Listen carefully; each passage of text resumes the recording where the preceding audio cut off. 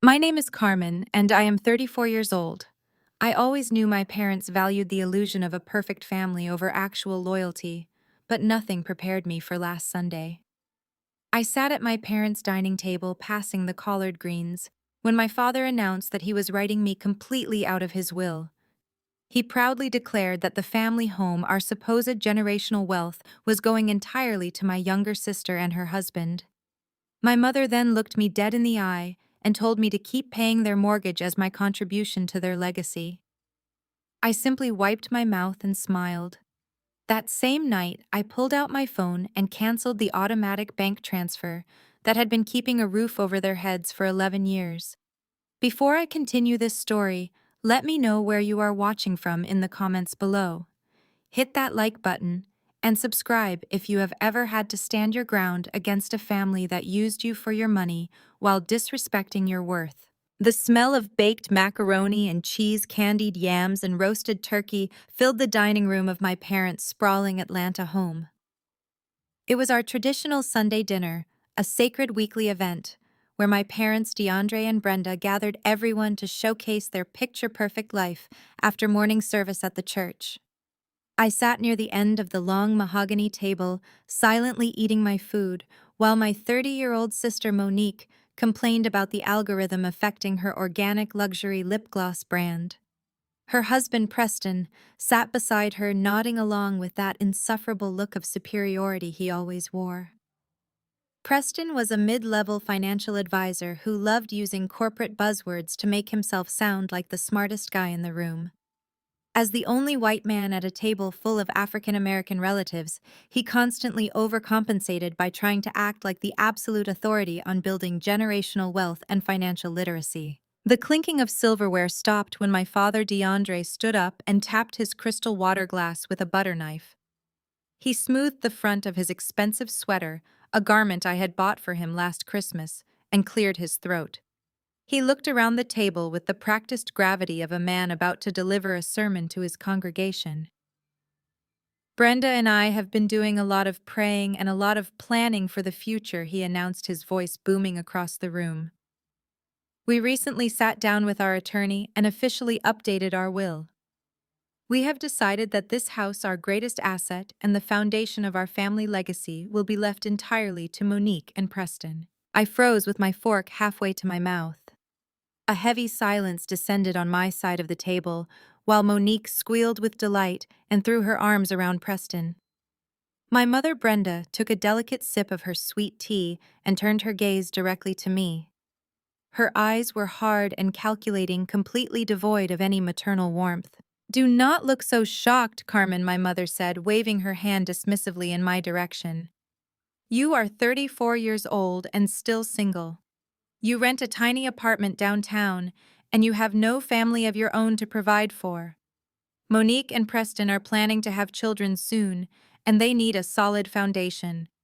Plus, Preston actually works in finance, so he knows how to manage real estate assets properly." I lowered my fork to my plate, trying to process the sheer audacity of her statement. The house they were casually gifting to my sister and her husband was the exact same house I had been financially sustaining for over a decade. My mother was not finished. She leaned forward, resting her elbows on the table. "Of course, we expect you to continue paying the monthly mortgage just as you have been doing. You can consider it your ongoing contribution to the family legacy. It is the least you can do since you do not have the burden of raising a family. You can look at it as paying rent for the privilege of coming home to visit your parents on Sundays." I stared at her, letting the absolute disrespect wash over me. For 11 years, I had sacrificed my own comfort to keep my parents from facing financial ruin, and this was my reward. Being treated like a human ATM machine, while the sister who had never worked a real job was handed everything on a silver platter. Preston decided this was the perfect moment to chime in. He leaned back in his chair, swirling his wine glass with a smug smile plastered across his face. "It actually makes perfect macroeconomic sense, Carmen," he said, adopting his best condescending corporate tone. "You handle the monthly liability, and we build the long-term equity. It is a classic division of capital. You do not really have a head for long-term investment strategies anyway, considering you just shuffle papers as a portfolio manager. Leave the legacy building to us. We will make sure the property appreciates in value while you handle the operational costs." Monique giggled and patted Preston's arm. "Exactly," she chimed in, her voice dripping with entitlement. "And honestly, Carmen, you should be grateful we are letting you be part of building our future. Once Preston and I take over, we are going to build a massive guest house in the backyard for my cosmetic inventory. You can help fund the construction since you have so much disposable income from being single." I did not raise my voice. I simply pulled out my smartphone and canceled the automatic transfer. "Enjoy managing the operational costs alone." "Preston," I said, stepping back from the mahogany table, "the bank will be calling you on the first of the month because I am entirely done funding your delusions. Good luck to you both, and happy Sunday dinner to everyone sitting in this ungrateful dining room full of selfish strangers today." 2 weeks passed since the Sunday dinner where my parents proudly announced they were giving my home to my sister. For 14 days, my phone remained completely silent. They were operating under their usual assumption that I would eventually fold, swallow my pride, and continue playing my role as the silent financial provider. They expected the money to simply appear in their account on the first of the month, just as it had for 11 years. Sitting in my corner office on the 40th floor of a downtown high-rise, I managed commercial real estate portfolios worth hundreds of millions. Looking out at the city's skyline, I felt a profound sense of peace. The heavy burden of seeking their validation had finally been lifted and replaced by a cold, calculating clarity. It was a Tuesday afternoon when that peace was abruptly interrupted. I was reviewing a zoning proposal when my heavy oak door swung open and Monique barged into the room. She was wearing a designer tracksuit and carrying a handbag that cost more than what most people made in a month, funded entirely by the money she siphoned from our parents, who were in turn siphoning it from me. She simply dropped her oversized bag onto a guest chair and let out a dramatic sigh, complaining about the downtown traffic and how difficult it was to find a parking spot. I closed my laptop and folded my hands on my desk, watching her perform her usual routine of self-importance. She paced around my office before taking a seat across from me. She looked at me with that familiar blend of pity and arrogance she had perfected since we were children. She leaned forward and got straight to the point. She told me she and Preston had been doing a lot of financial planning since Mom and Dad announced the new will. According to Monique, her luxury organic lip gloss brand was ready for massive expansion. In reality, her business was a complete failure, consisting mostly of unsold boxes stacked high in my parents' dining room. She explained she needed more space for her growing inventory and a dedicated shipping headquarters. Preston apparently had crunched the numbers and developed what they believed was a brilliant strategy. They had decided to build a massive 2-story guest house right in the backyard of my parents' property. Then she delivered the real reason for her visit. She looked me right in the eyes and said that since I was already paying the monthly operational costs for the main house, it only made sense for me to increase my monthly contribution to cover the construction loan for her new building. I sat there perfectly still, letting the sheer audacity of her demand wash over me. I had just been written out of the family legacy, and her immediate response was to track me down and demand a pay raise. I asked her why she thought I would ever agree to finance a building for a business that had never turned a profit on a property I supposedly had no stake in. Monique laughed, a high-pitched, condescending sound that echoed off the glass walls of my office. She shook her head, looking at me as if I were a slow child who simply could not grasp basic concepts. She told me that not everyone was meant to be a corporate slave tied to a desk answering to a boss and wasting their life in a sterile glass box. She proudly declared that some people were meant to be bosses, meant to build empires and create generational wealth. She said she felt sorry for my sad single life, where my only focus was a 9-to-5 job that would never bring me true fulfillment. She told me I should be grateful for the opportunity to invest in a real entrepreneur instead of just shuffling papers around for some faceless corporation. Listening to her monologue, I felt no anger. There was a time when her words would have stung when I would have tried to defend my career. But standing up for myself to a person committed to misunderstanding me was a waste of breath. I looked at my sister, a woman who had never paid a mortgage, a woman whose entire lifestyle was subsidized by the very corporate slavery she was currently mocking. I reached into the top drawer of my desk and pulled out a small piece of paper. I slid it across the smooth mahogany surface until it stopped right in front of her perfectly manicured hands. Monique looked down at it, her brow furrowing in confusion. It was not a check or a signed agreement. It was a parking validation ticket. I looked her directly in the eyes, keeping my voice completely calm and devoid of any emotion. I told her that she could use that ticket to get her car out of the parking garage for free. Then I leaned in slightly and suggested that before she hires a single contractor or draws up another blueprint, she might want to take a very close look at public property records. I told her she should check who actually owns the dirt she so desperately wants to build her little empire on. Monique scoffed, rolling her eyes as she snatched the parking ticket off my desk. She muttered something under her breath about how I was always so dramatic and bitter. She grabbed her designer bag and stormed out of my office, letting the heavy door slam shut behind her, completely oblivious to the warning I had just given her. She genuinely believed she was walking away victorious, having put me in my place. The days continued to pass, ticking down steadily toward the end of the month. I went about my life enjoying the quiet comfort of my apartment and the steady growth of my own investments. I did not call my parents, and I did not respond to the passive-aggressive text messages my mother sent, reminding me of my upcoming family obligations. Then the 30th day arrived. At precisely midnight, the automated banking system that had reliably transferred thousands of dollars from my account to my parents' mortgage lender for 132 consecutive months attempted its scheduled transaction. The system pinged my account, sought the authorization, and met a solid, impenetrable wall. The auto draft failed. The financial lifeline that had artificially propped up their arrogance and their perfect suburban illusion was officially severed. The countdown to their ruin had officially begun. The fallout did not happen immediately. For the first 2 days of the month, the silence from my parents' house was absolute.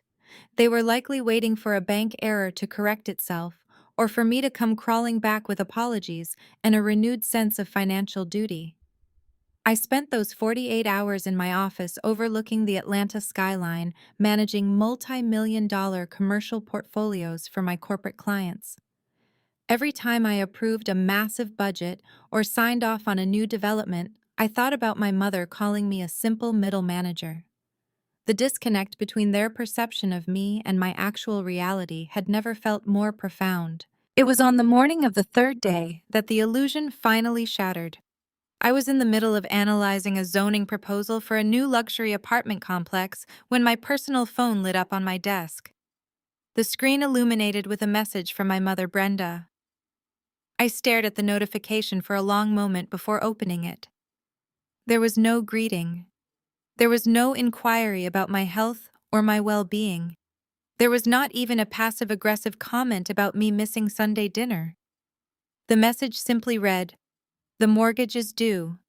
What game are you playing?" I sat back in my ergonomic chair and read those words over and over again. The mortgage is due. What game are you playing?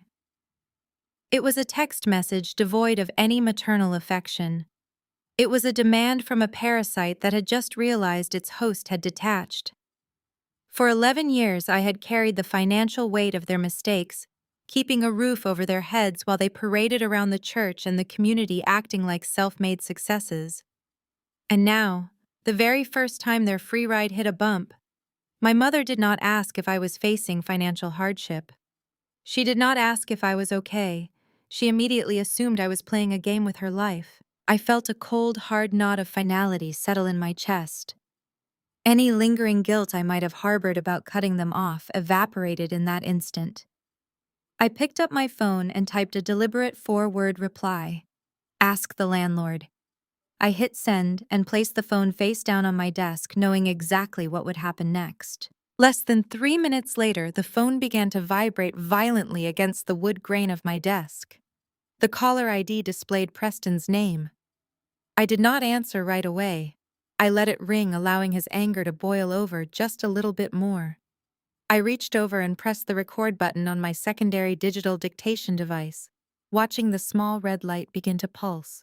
Then I accepted the call and put him on speakerphone. I did not even get the chance to speak before his voice exploded through the quiet of my office. He was practically panting with rage and self-importance. He demanded to know what the hell I thought I was doing.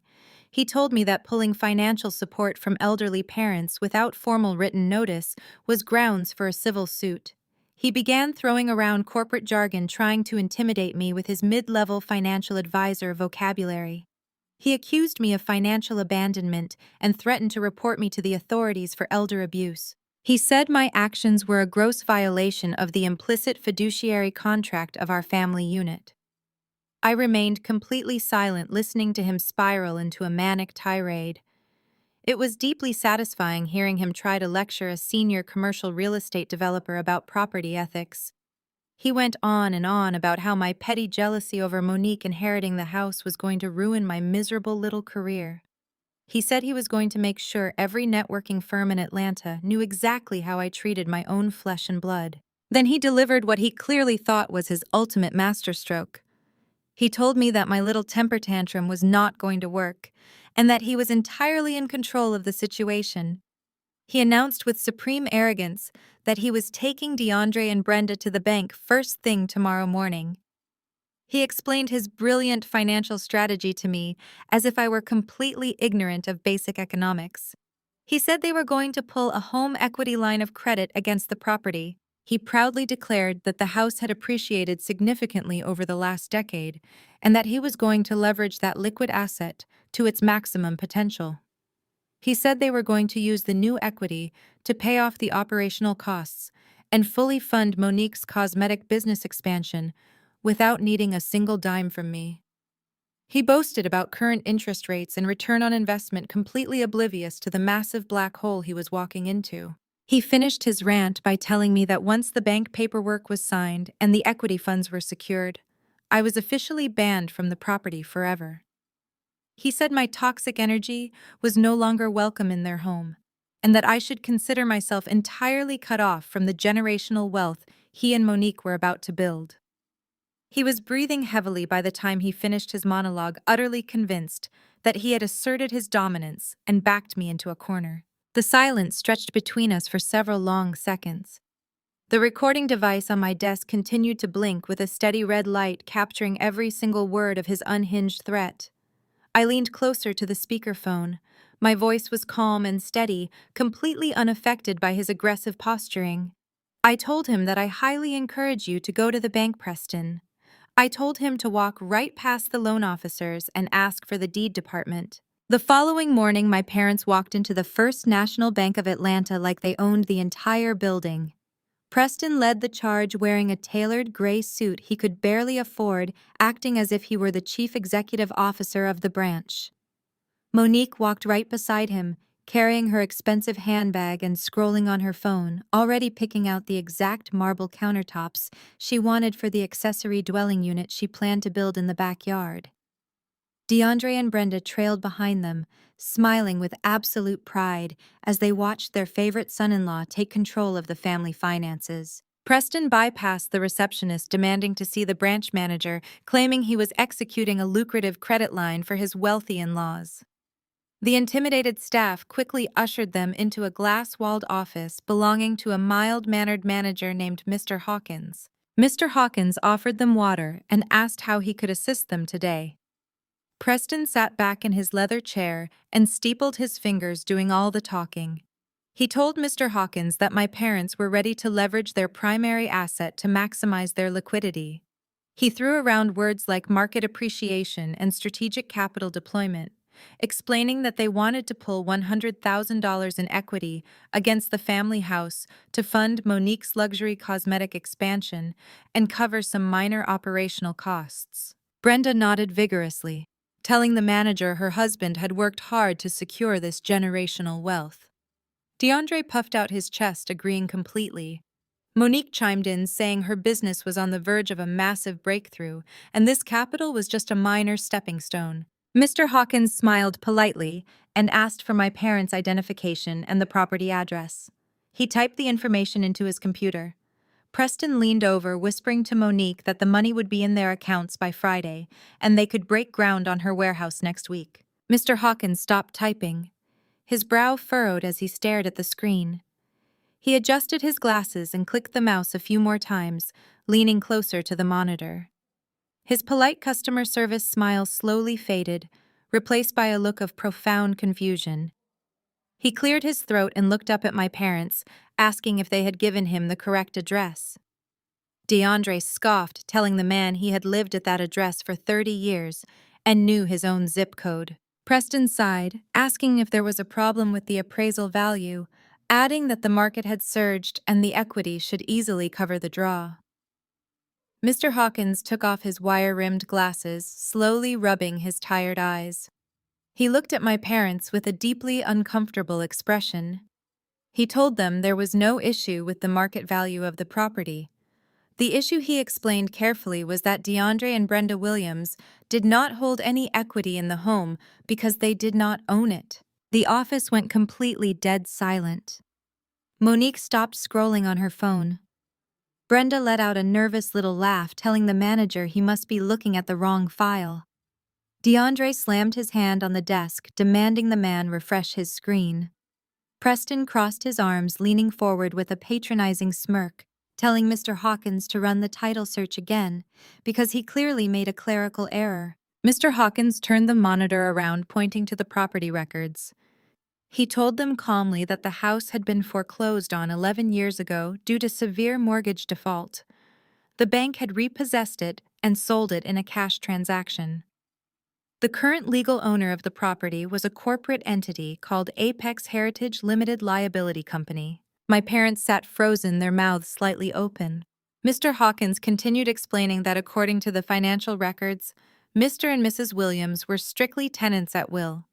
They had no equity, no ownership rights, and absolutely no authority to take out a loan against the property.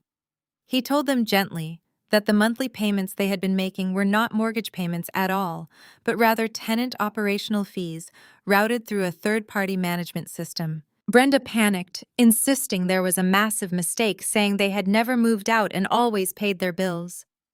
DeAndre looked sick, his face draining of color as the reality of his hidden gambling debts from a decade ago came rushing back to him. But Preston stood his ground and absolutely refused to believe a single word of it. Preston stood up, his face turning red with anger. He pointed his finger at the manager, accusing the bank of predatory lending practices and system glitches. He demanded physical proof. He told Mr. Hawkins to print the official property deed right this second, because he was not going to sit there and let a low-level branch manager insult his family. Mr. Hawkins sighed and hit the print button on his desk. A single sheet of paper slid out of the machine. Preston snatched the paper before the manager could even hand it to him. He held the deed up to the light, his eyes scanning the dense legal text, looking for the error he was so certain existed. Monique stood up next to him, asking him to tell the manager he was wrong. She asked Preston to show them the proof that they owned their generational wealth. But Preston did not answer. His eyes stopped moving. His hands began to tremble. The arrogant smirk completely vanished from his face, leaving behind a mask of absolute horror. He read the name of the principal agent registered under Apex Heritage, Limited Liability Company, the sole owner of the property, the person who held the absolute power to evict them at any moment. Preston slowly lowered the paper, his face completely pale as he stared blankly at the wall, and realized that the landlord he had been threatening all along was Carmen Williams. Instead of a moment of humility or a desperate apology, the realization at the bank only fueled a massive campaign of absolute denial and blind rage from my parents. Within 24 hours, my personal phone started blowing up, but it was not with apologies or requests for forgiveness. Brenda and DeAndre went strictly on the offensive. They immediately called an emergency family meeting at my aunt's house and began spreading vicious lies to our entire extended family and their church congregation. They absolutely refused to admit that they had lost the house 11 years ago due to their own financial negligence and gambling debts. Instead, my mother painted herself as the ultimate helpless victim. She told everyone who would listen that I had somehow tricked my father into signing over the deed years ago while he was vulnerable and confused by complex legal paperwork. She sat in the front church pews, weeping and telling the church elders that my high-paying corporate job had turned me into a cold and greedy monster. She claimed I was trying to render my own elderly parents homeless just to spite my younger sister out of pure jealousy. The gossip spread through the congregation and the suburban neighborhood like a wildfire. People who had smiled in my face for years suddenly saw me as the ultimate villain of the family. Monique played her part perfectly as well. She posted tearful videos on her social media, claiming that her own sister was actively trying to destroy her growing organic lip gloss business out of spite. She told her few followers that I was blocking her from accessing the generational family resources she rightfully deserved. My parents basked in the sympathy of their friends, entirely comfortable with completely destroying my character just to protect their fragile pride and hide their failures. It was on a Thursday evening when the smear campaign reached its absolute peak. I received a long voicemail from my Auntie Vonda, my father's oldest sister.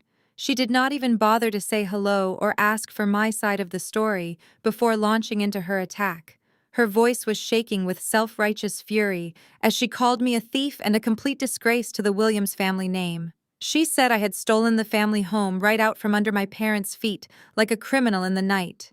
She told me I was going to burn in hell for committing such a wicked and unnatural act against the very people who gave me life.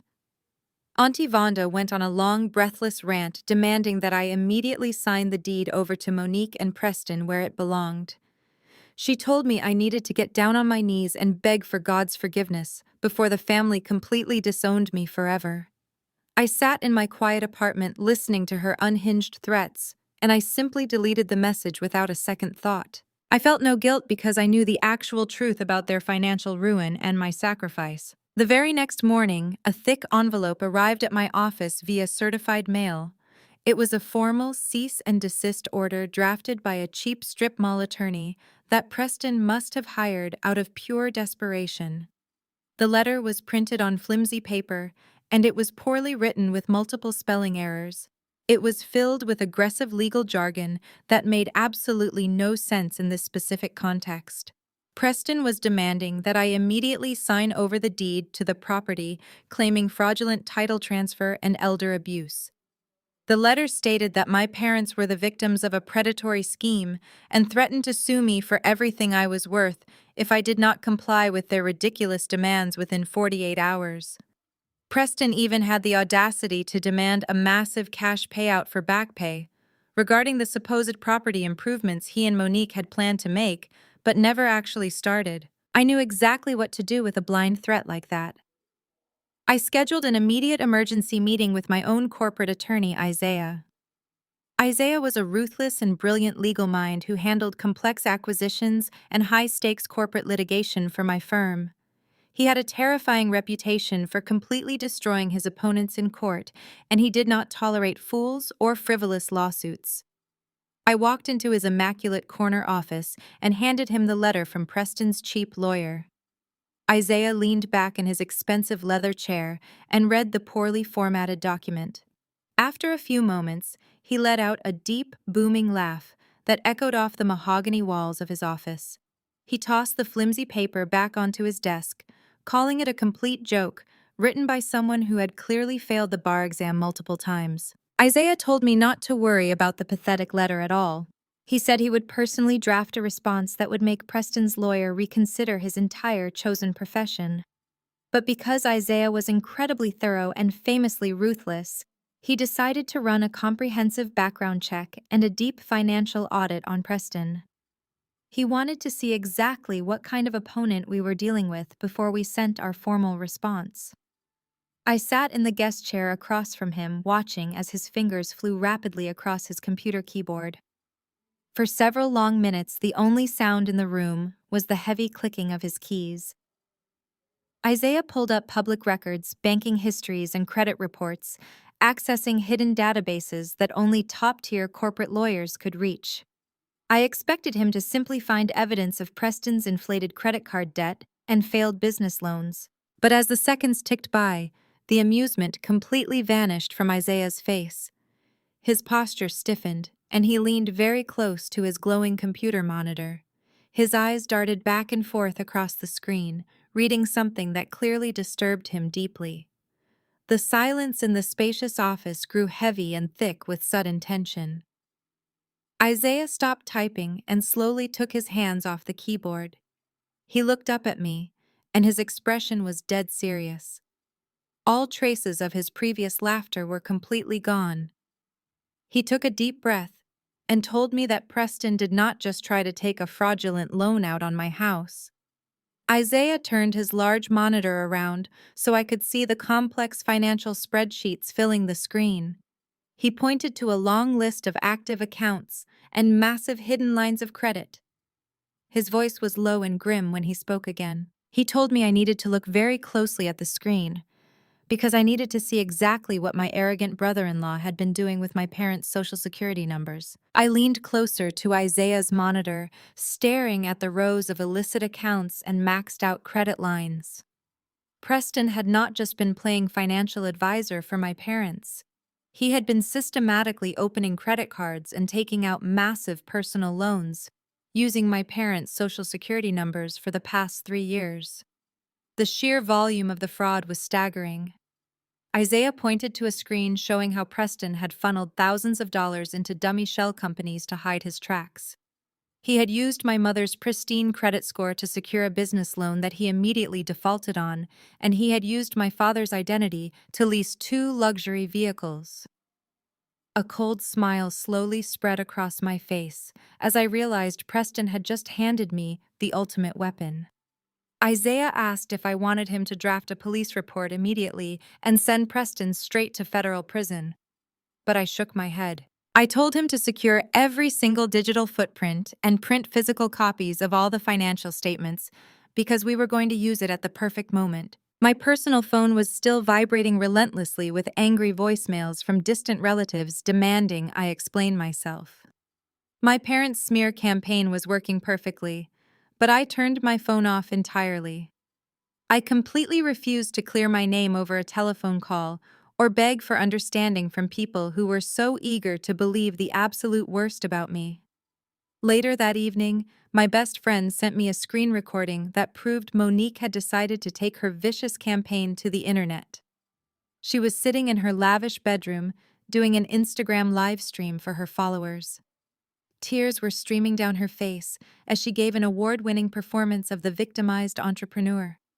She wiped her eyes with a tissue and wailed to the camera about how her jealous, bitter sister was actively trying to ruin her family and steal their generational wealth. Monique claimed I was sabotaging her lip gloss empire because I simply could not handle seeing her succeed in life. She begged her followers to send prayers because her evil corporate sister was threatening to leave their elderly parents out on the cold street.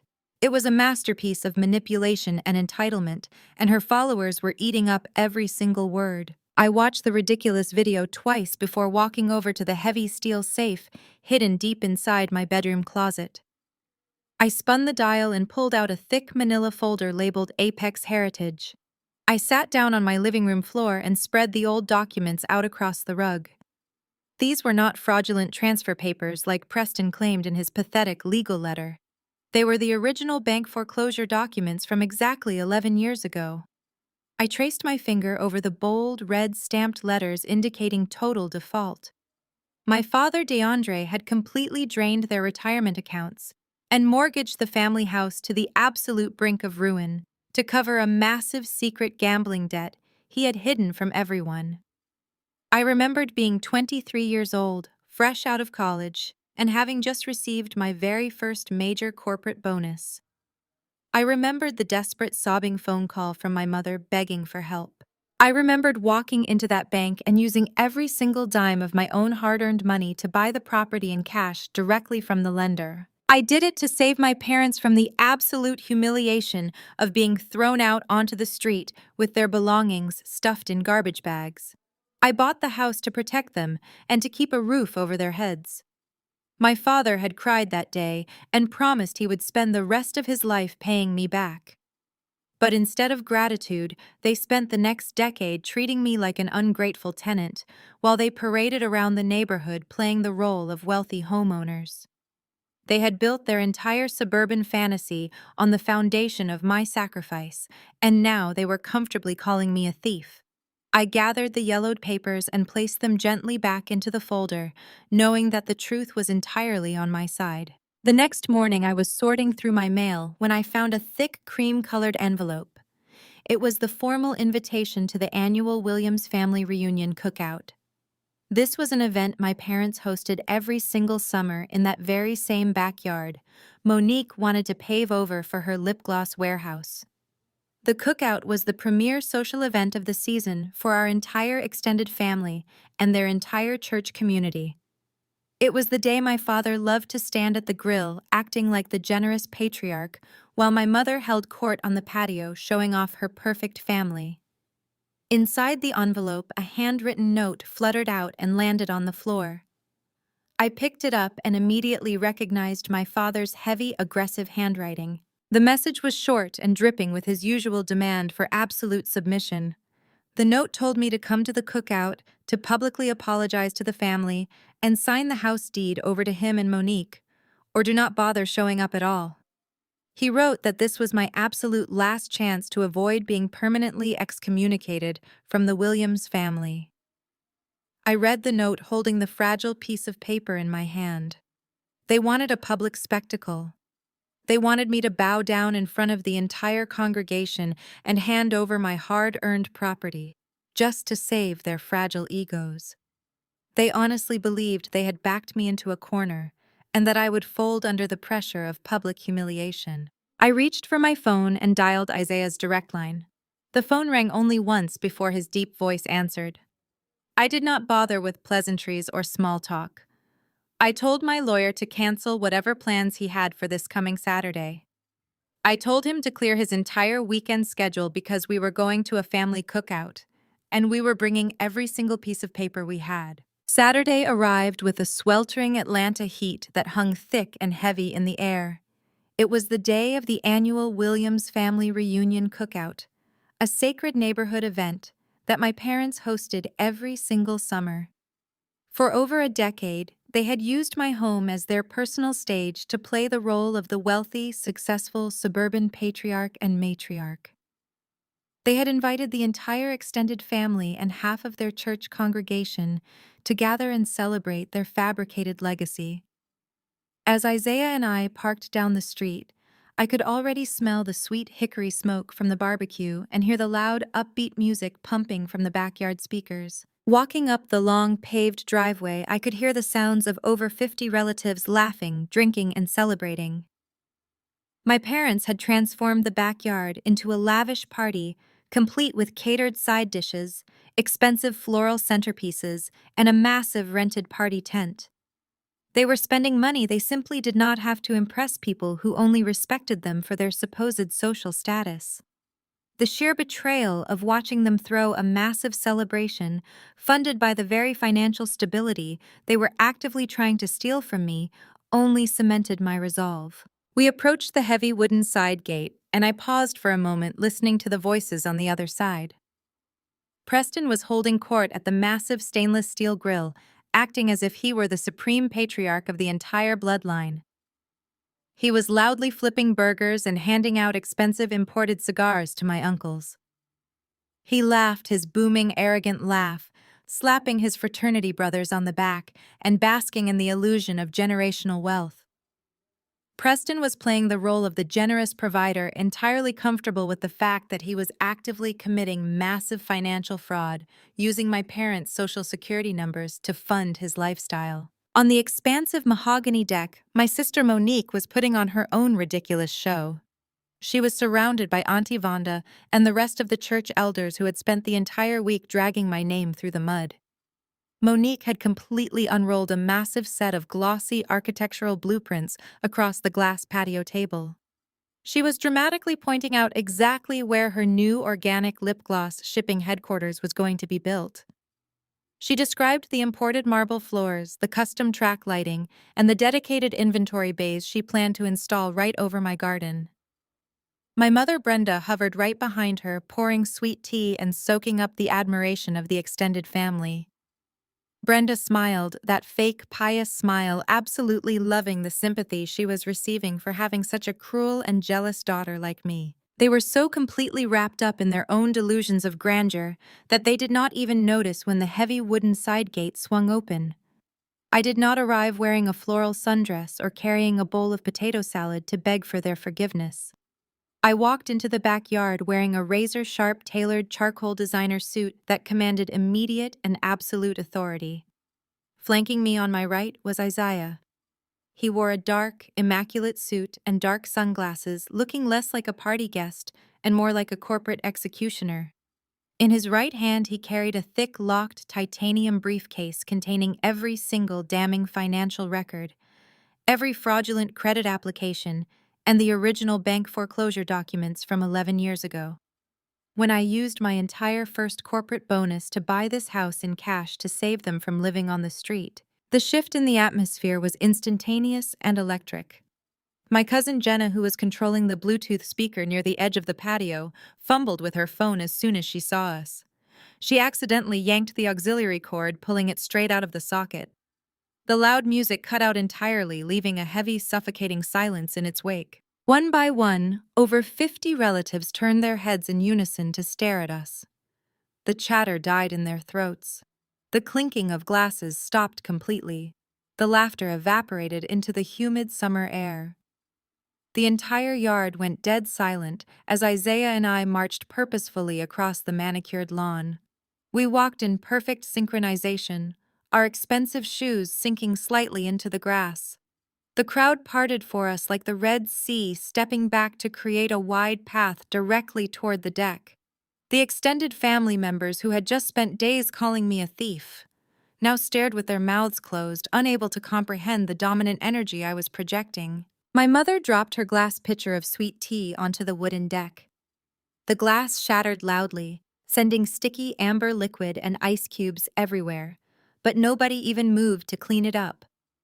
Preston froze at the grill, the smoke billowing around his suddenly pale face as the metal tongs slipped from his grip and clattered to the ground.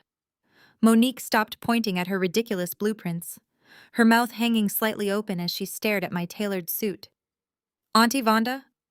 The woman who had left me that scathing, unhinged voicemail looked like she had just seen a ghost. But it was my father DeAndre who reacted first. His face turned a deep, dangerous shade of crimson as the initial shock morphed into absolute unhinged fury. He could not stand the fact that I had dared to show my face at his event after the smear campaign he had orchestrated. He felt his absolute authority slipping away in front of his friends and his congregation, and his fragile pride simply could not handle it. DeAndre stormed down the wooden deck stairs, his heavy boots stomping angrily against the wood. He marched directly up to me, breathing heavily, his chest puffing out in a pathetic display of intimidation. He raised his greasy metal barbecue spatula and pointed it directly at my face, completely ignoring Isaiah, who stood silently observing the meltdown like a hawk watching its prey. My father demanded to know what kind of sick game I was playing. He asked me how I had the absolute nerve to bring a lawyer to a sacred family cookout after trying to leave my own elderly parents homeless. His voice echoed across the silent yard, vibrating with manufactured righteous anger. He commanded me to hand over the deed to the house right this second so he could sign it over to Preston where it belonged. He told me that if I did not comply immediately, I needed to turn around, get off his property, and never show my face to this family again. I did not flinch. I did not step back. I did not raise my voice or show a single ounce of the intimidation he so desperately wanted to see. I simply looked at the greasy spatula hovering inches from my face and then looked directly into his angry, panicked eyes. A slow, calm smile spread across my face as I prepared to shatter his entire reality in front of 50 witnesses. I kept my voice perfectly level, clear and strong, so that every single relative in the yard could hear me. I told him that I would not be leaving because it is my property.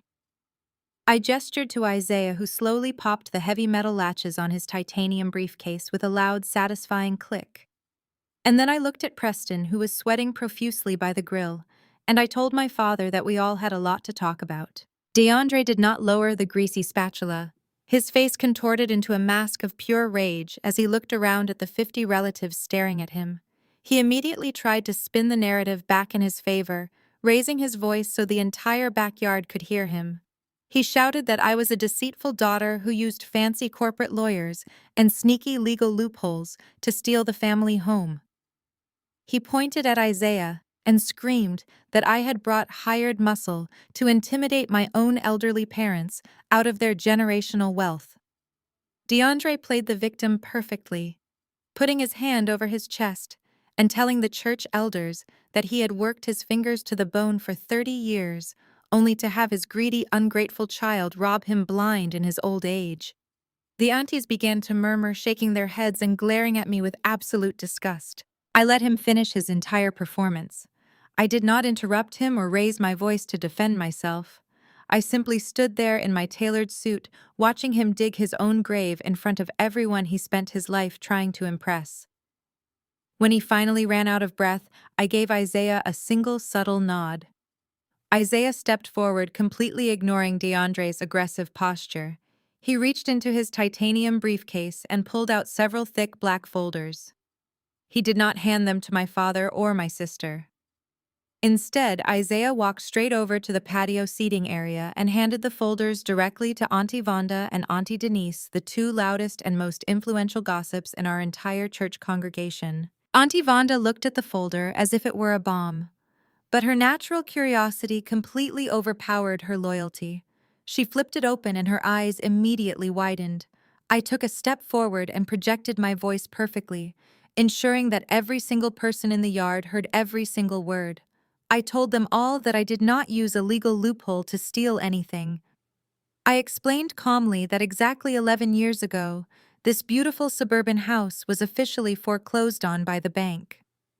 The murmurs in the yard instantly died down, replaced by a thick, heavy silence. I looked directly at my father, whose face was suddenly draining of all its color. I told the crowd that DeAndre had secretly mortgaged the family home to the absolute brink of ruin to cover a massive hidden gambling addiction. He had blown through their retirement savings and gambled away the mortgage money for years, hiding the notices from everyone. I explained that 11 years ago, the bank had officially seized the property and was ready to throw my parents out onto the street with their belongings in trash bags. I told the silent yard that I was only 23 years old at the time, working 80-hour weeks at my firm. I had taken my entire first major corporate bonus and drained my personal savings to buy this house in cash directly from the bank, just to keep my parents from being homeless. Monique let out a loud, dramatic scoff, claiming I was lying, but I ignored her and kept speaking. I told my parents that they had lived in my house rent-free for over a decade. The monthly checks they claimed were mortgage payments were actually just covering the basic property taxes and routine maintenance fees that I allowed them to manage so they could preserve some small shred of their dignity. I looked at my mother Brenda, who was suddenly gripping the wooden railing of the deck, looking like she was about to be sick. I told them that they did not own the house and they had absolutely no generational wealth to pass down to Monique because they were simply my tenants. On the patio, Auntie Vonda let out a loud, dramatic gasp. She was holding up an official bank document with a bright red foreclosure stamp clearly visible on the top. Auntie Denise was flipping through the pages, showing the other church elders the undeniable paper trail of DeAndre's massive casino debts and the official cash purchase receipt with my name clearly printed as the sole legal owner. The undeniable proof was right there in their hands, complete with bank seals and state tax stamps. The whispering started immediately, but this time it was not directed at me.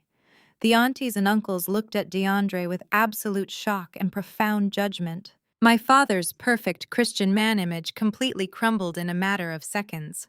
The illusion of the wealthy, successful patriarch that he had spent decades carefully cultivating was entirely destroyed in front of his friends, his family, and his church congregation.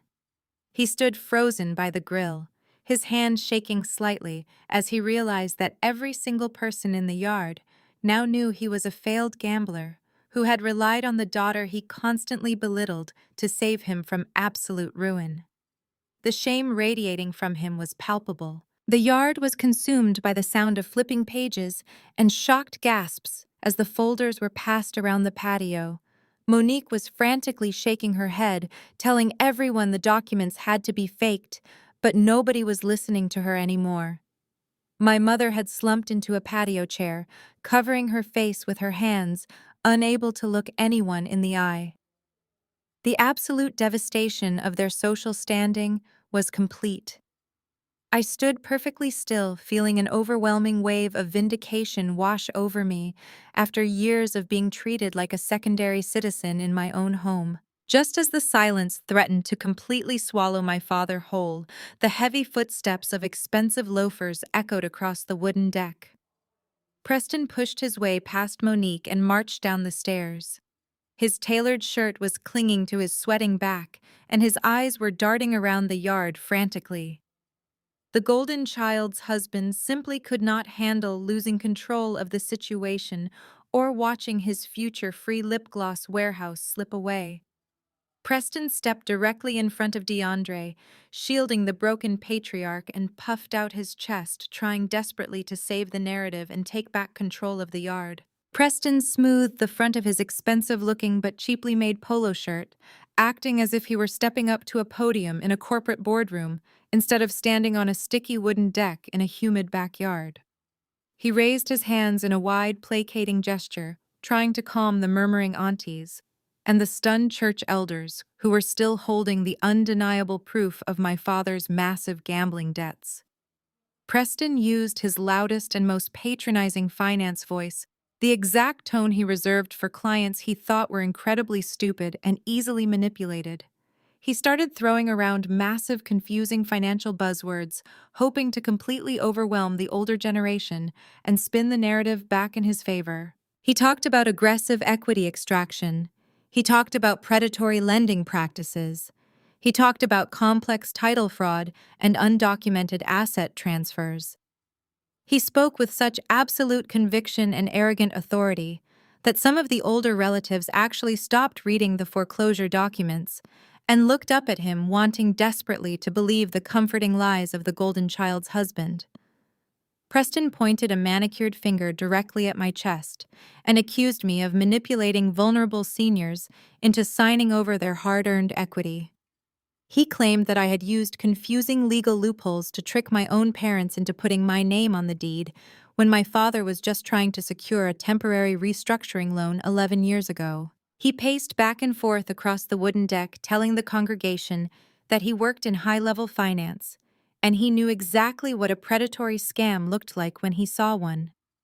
Preston told the entire yard that I was nothing but a bitter middle manager who was completely obsessed with my younger sister's perfect life. He claimed I was trying to steal Monique's rightful inheritance because I was deeply unhappy with my own pathetic and lonely corporate existence. He painted me as a sad, jealous spinster, trying to destroy the generational wealth that he and Monique needed to build their modern accessory dwelling unit in the backyard. Monique immediately sensed that her husband was regaining control of the crowd, and she quickly jumped right back into the spotlight to support his vicious lies. She wiped her fake tears and stomped her foot, cheering Preston on like he was a conquering hero saving her from a dragon. Monique pointed at me with her long acrylic nails and called me an ugly, jealous corporate drone. She screamed that I had always been secretly envious of her natural beauty and her incredible business talent. She told the church elders that I had no husband and no life and no organic lip gloss empire. So I had to resort to stealing the resources that she and Preston rightfully deserved to build their dream house. She yelled that I was an ugly corporate drone over and over again, letting the sheer venom of her repetition highlight exactly how much she despised me. She hated my independence. She hated my financial stability. She hated that I was no longer the quiet little girl who stood in the corner while she soaked up all of my parents' love and affection.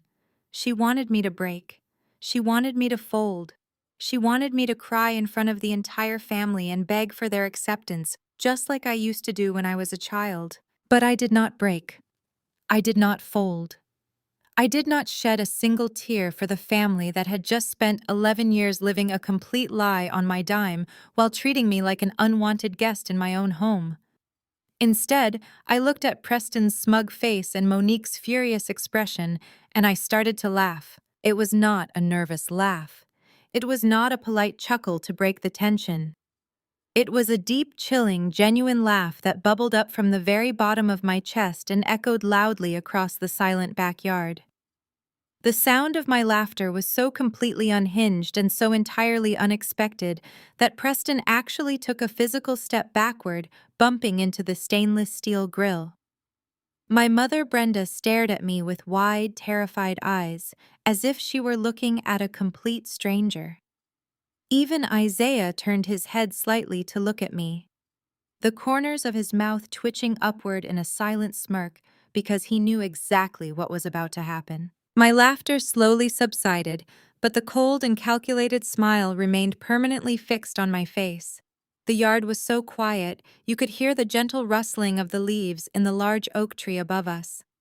I looked Preston up and down, taking in his cheap watch and his fake bravado. I took one step closer to the wooden deck, making sure every single person in the yard was hanging on to my every word. I tilted my head and asked him if he really thought I was just a bitter middle manager. I kept my voice dangerously calm and perfectly steady. I told him that for a man who claimed to work in high-level finance, he was shockingly bad at conducting basic corporate research. I stared directly into his panicked eyes and told him it was a real shame because, Preston, you really did not do your due diligence on Apex Heritage. Limited liability company, did you? Preston blinked, his false confidence faltering for just a fraction of a second. He opened his mouth to spout more meaningless corporate jargon, but I did not give him the chance to speak. I reached into my tailored suit jacket and pulled out my sleek black iPad. Isaiah, anticipating my exact move, reached into his titanium briefcase and handed me a small, high-powered portable projector. The entire yard watched in absolute silence as I connected the two devices with a soft click. The late afternoon sun was beginning to dip behind the tall oak trees, casting long shadows across the manicured lawn. I pointed the projector directly at the pristine white siding of the garage, a massive blank canvas that my father had just repainted last month, using my money, of course. I tapped the screen of my iPad, and a massive high-definition corporate portfolio flashed onto the side of the house. The logo for Apex Heritage illuminated the yard in crisp, bold letters. I walked slowly across the deck, the heels of my designer shoes clicking rhythmically against the wood. I looked at Monique, who was staring at the projection with her mouth hanging open, and then I turned my gaze back to Preston. I told him that it was incredibly insulting that he thought I was just some bitter middle manager scratching out a pathetic living in a cubicle somewhere. I swiped my finger across the iPad screen, and the projection on the house shifted, displaying a massive, highly detailed map of the greater metropolitan area. Dozens of bright red pins dotted the map, spanning across the most exclusive and expensive neighborhoods in the city. I raised my voice so that every single auntie, uncle, and church elder could hear the absolute truth. I explained that Apex Heritage was not some fake shell company created to steal a single suburban house. I told them that Apex Heritage was a fully operational commercial real estate development firm, with a current valuation of over $150 million. A collective gasp rippled through the crowd of 50 relatives. Auntie Vonda dropped her plastic cup of sweet tea onto the grass, and Auntie Denise had to physically grab the back of a patio chair to steady herself. My mother Brenda let out a tiny whimpering sound, burying her face deeper into her hands, as the sheer magnitude of my wealth completely shattered her delusional narrative. My father DeAndre stood completely frozen, staring at the side of his garage, as if the numbers projected there were speaking a foreign language he could not comprehend. I swiped the screen again, zooming in on specific properties. I pointed to the massive luxury shopping plaza downtown where Monique bought all her expensive designer handbags, and I told her that I owned every single square foot of it. I swiped again, showing two sprawling high-rise apartment complexes in the financial district, detailing the multi-million-dollar monthly revenue streams they generated. Monique's face contorted into a mask of pure horror as she realized that her entire organic lip gloss empire was absolute pennies compared to what I had built. And then I saved the absolute best piece of information for last. I swiped to a crisp, high-resolution photograph of a sleek glass and steel skyscraper located right in the heart of the city's financial sector. I walked directly up to Preston until I was standing mere inches away from him. I could see a heavy bead of sweat slowly dripping down the side of his temple. His expensive cologne suddenly smelled sour mixed with his absolute panic. I looked him dead in the eyes and I smiled. I told him that I recognized that beautiful glass building because he talked about it constantly at every single family event. It was the prestigious headquarters of his boutique wealth management firm. The firm where he strutted around pretending to be a supreme titan of industry. The firm that leased the entire 14th and 15th floors. I lowered my voice just a fraction, making it cold and deadly sharp, so only the people on the deck could hear the final nail going into his coffin. I told Preston that I had purchased that exact skyscraper in cash exactly 8 months ago. The color completely vanished from Preston's face, leaving him looking like a sick, pale ghost. His mouth opened and closed silently like a fish suffocating on dry land. His arrogant finance bro persona completely evaporated into the humid summer air. Monique let out a shrill, confused sound, grabbing Preston's arm and demanding that he say something, that he prove I was lying. But Preston could not speak, because the corporate deed was projected right there on the side of the house, displaying my name as the sole majority shareholder and executive owner of his entire professional existence. I let the heavy, suffocating silence stretch out for a long, agonizing moment, letting him completely absorb the absolute destruction of his ego. I leaned in close, and I told him that I was not a middle manager. I told him that I was his landlord's landlord. I told him that for a man who bragged about his financial genius, he was fundamentally terrible at finance. I turned my back on his trembling, pathetic form and walked over to Isaiah. I held out my hand, and Isaiah reached into his titanium briefcase, pulling out a thick, heavy red folder. I took the folder and turned back to face my completely broken family. I told Preston that his absolute incompetence brought me perfectly to my next point. I did not hand the thick red folder to Preston, and I certainly did not hand it to my father, who was still staring blankly at the side of his garage. I walked past both of them and handed the heavy file directly to my mother, Brenda. Her hands were trembling so violently that she almost dropped it before she even opened the cover. I told her that since DeAndre was so entirely convinced that Preston was the financial savior of the family, she needed to see exactly how her golden son-in-law had been managing their retirement assets. Brenda slowly flipped the cover open and stared at the top page. Her eyes darted back and forth across the black and white text, trying to comprehend the sheer volume of numbers printed there. I projected my voice so the entire backyard could hear the absolute truth about the man they had been worshipping all afternoon. I explained that the red folder contained a comprehensive forensic credit report pulled directly from the 3 major credit bureaus. I told the silent crowd that Preston had not been managing my parents' assets at all.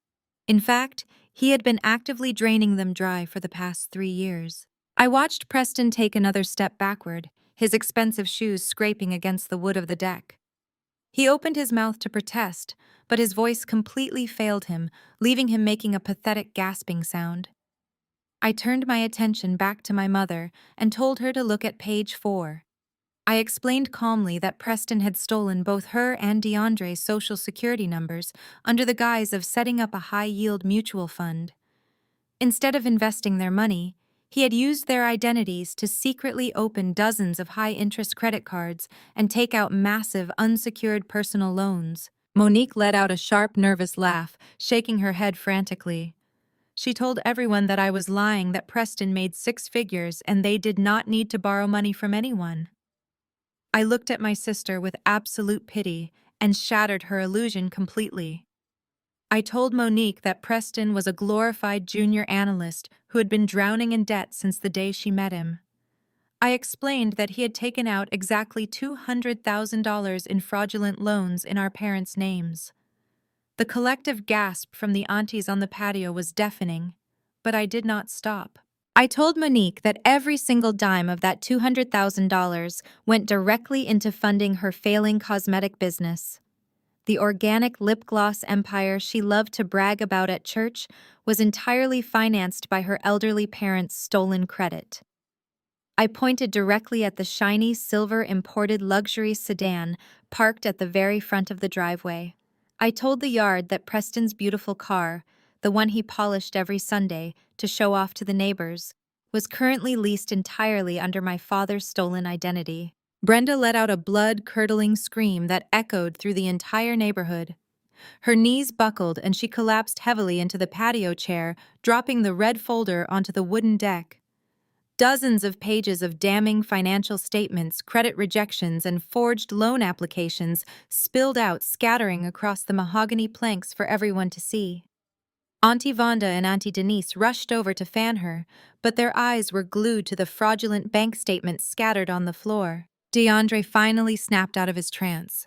His face went from pale to a dark, dangerous shade of purple. He turned slowly toward Preston, his hands balled into tight fists, shaking with a rage that I had never seen before.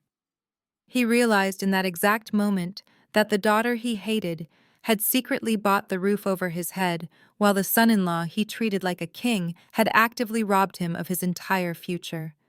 DeAndre took a heavy step toward Preston, demanding to know if it was true, demanding to know where his retirement money had gone. Preston completely panicked. His carefully crafted illusion of wealth and superiority had been violently ripped away, leaving him exposed as a common thief in front of the entire congregation.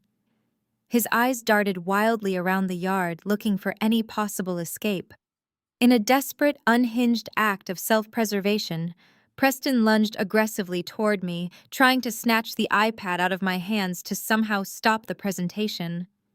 Isaiah stepped forward instantly, inserting his broad shoulders perfectly between me and Preston, blocking the attack with flawless precision. Preston bounced off Isaiah's chest like a rag doll, stumbling backward and nearly tripping over the scattered documents. Realizing that he was completely trapped and that the entire family was now turning on him, Preston abandoned Monique entirely. He did not even look at his wife as she stood there crying and screaming his name. He turned and scrambled down the deck stairs, pushing past his own fraternity brothers and sprinting frantically across the manicured lawn. He was making a desperate mad dash directly for the heavy wooden side gate, intending to jump into his fraudulently leased luxury car and flee the scene before DeAndre could get his hands on him. Preston burst through the gate and sprinted down the paved driveway, his expensive loafers slapping loudly against the concrete. Monique was running after him, crying hysterically, begging him to stop and explain. The entire yard watched in stunned silence as the golden son-in-law attempted a cowardly escape. But Preston did not make it to his car. Just as his hand reached out to grab the silver door handle, the quiet suburban street was suddenly illuminated by the blinding flash of red and blue lights. Two heavy police cruisers glided silently around the corner, completely without their sirens on. They pulled up sharply to the curb, angling their heavy vehicles to perfectly block the bottom of the driveway, cutting off any possible exit. 4 uniformed officers stepped out of their vehicles, moving with calm, deliberate authority as they approached Preston's shiny leased car. Preston froze perfectly still, his hand still hovering inches away from the car door. The sheer terror radiating from his body was visible all the way from the backyard deck. Monique stopped dead in her tracks, halfway down the driveway, her hands flying up to cover her mouth as she watched the officers surround her husband. I stood on the deck, watching the scene unfold with absolute perfect calm. I slowly turned my head and looked at Isaiah. Isaiah adjusted his dark sunglasses and offered a slow, chillingly genuine smile that did not quite reach his eyes. He looked out over the chaotic yard, watching my parents weep over their ruined finances, and my sister scream as the police approached her husband. Isaiah adjusted his suit jacket smoothly and spoke in a clear, carrying voice that easily reached the devastated relatives on the patio. He simply stated that he had taken the liberty of forwarding those specific financial discrepancies to the State Fraud Department yesterday afternoon. The four police officers did not rush or shout as they approached the silver luxury sedan. They moved with the practiced efficiency of men who dealt with white-collar criminals every day. Preston raised his shaking hands in the air, surrendering completely before anyone even spoke a word to him. An officer calmly informed him that he was being detained on multiple counts of identity theft and bank fraud, while another officer roughly pulled his arms behind his back to apply the heavy metal handcuffs. The sharp metallic clicking sound echoed loudly across the silent manicured lawn, cutting through the thick, humid summer air. The entire backyard watched in absolute stunned disbelief as the golden child's husband was publicly arrested in the middle of our parents' sacred annual cookout. But the person who reacted the most violently was Monique. The realization that her perfect suburban life was entirely funded by criminal activity and that she was about to lose absolutely everything completely shattered her fragile reality. The moment the officer clicked the handcuffs into place, the family dynamic violently and spectacularly imploded right in front of my eyes. Monique let out an ear-piercing shriek that sounded like a wounded animal. She lunged forward, grabbing the collar of Preston's expensive polo shirt, and violently slapped him across the face. The sound of the slap cracked through the yard, making several of the church elders flinch.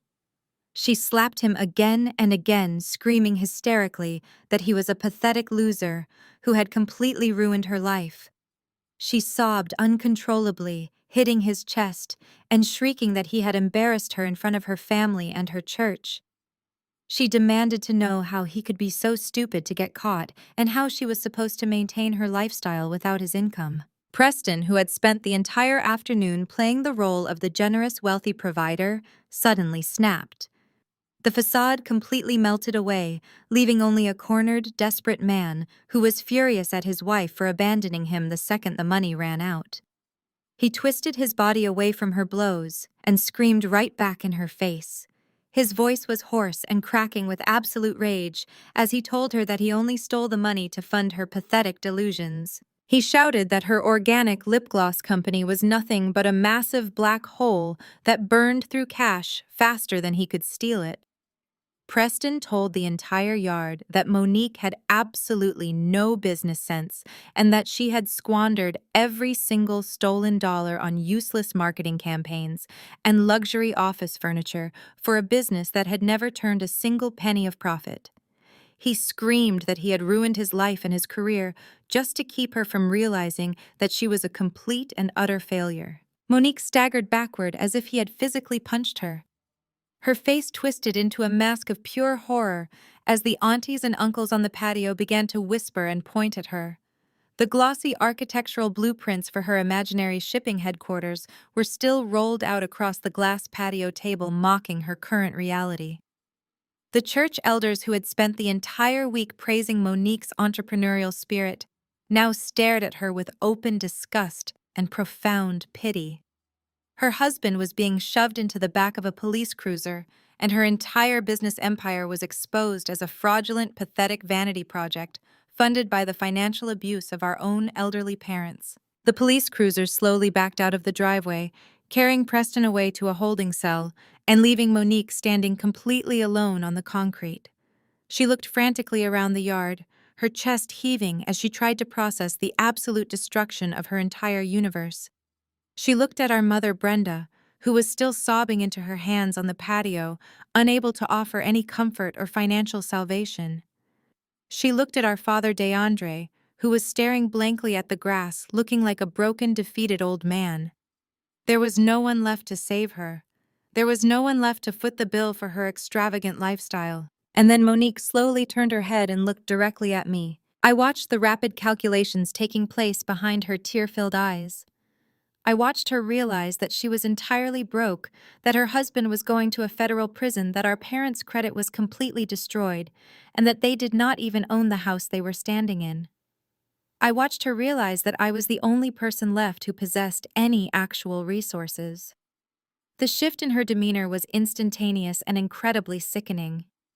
The pure, unadulterated hatred she had projected at me just 10 minutes ago completely vanished, replaced by a sudden manipulative desperation. She wiped the tears from her face and took a hesitant step toward the wooden deck where I was standing. She forced a weak, trembling smile onto her face, trying to play the role of the helpless victim. Monique walked up the deck stairs, holding her hands out toward me in a gesture of pathetic sisterly affection. She completely ignored the fact that she had just spent the entire afternoon calling me an ugly, jealous corporate drone and actively campaigning to have me thrown out of the family. She looked at my tailored designer suit and my black iPad with a new sense of reverence. Her voice dropped into a soft, pleading whine as she looked up at me with wide, innocent eyes. She told me that I was a multimillionaire and that $200,000 was basically pocket change to someone who owned a commercial real estate empire. She begged me to just write a check and pay off the fraudulent loans to save our parents from bankruptcy and keep the family completely intact. She reached out and tried to grab my hand, but I smoothly stepped back out of her reach. Monique did not take the hint. Her voice grew louder and more frantic as the sickening entitlement completely took over. She told me that I had to fix this because I was the only one with the money.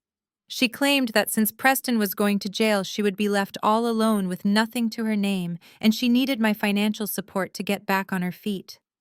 She clasped her hands together and pleaded with me to pay off the massive debt, telling me to do it for her because she was my sister and family always helps family. A loud collective groan rippled across the entire backyard.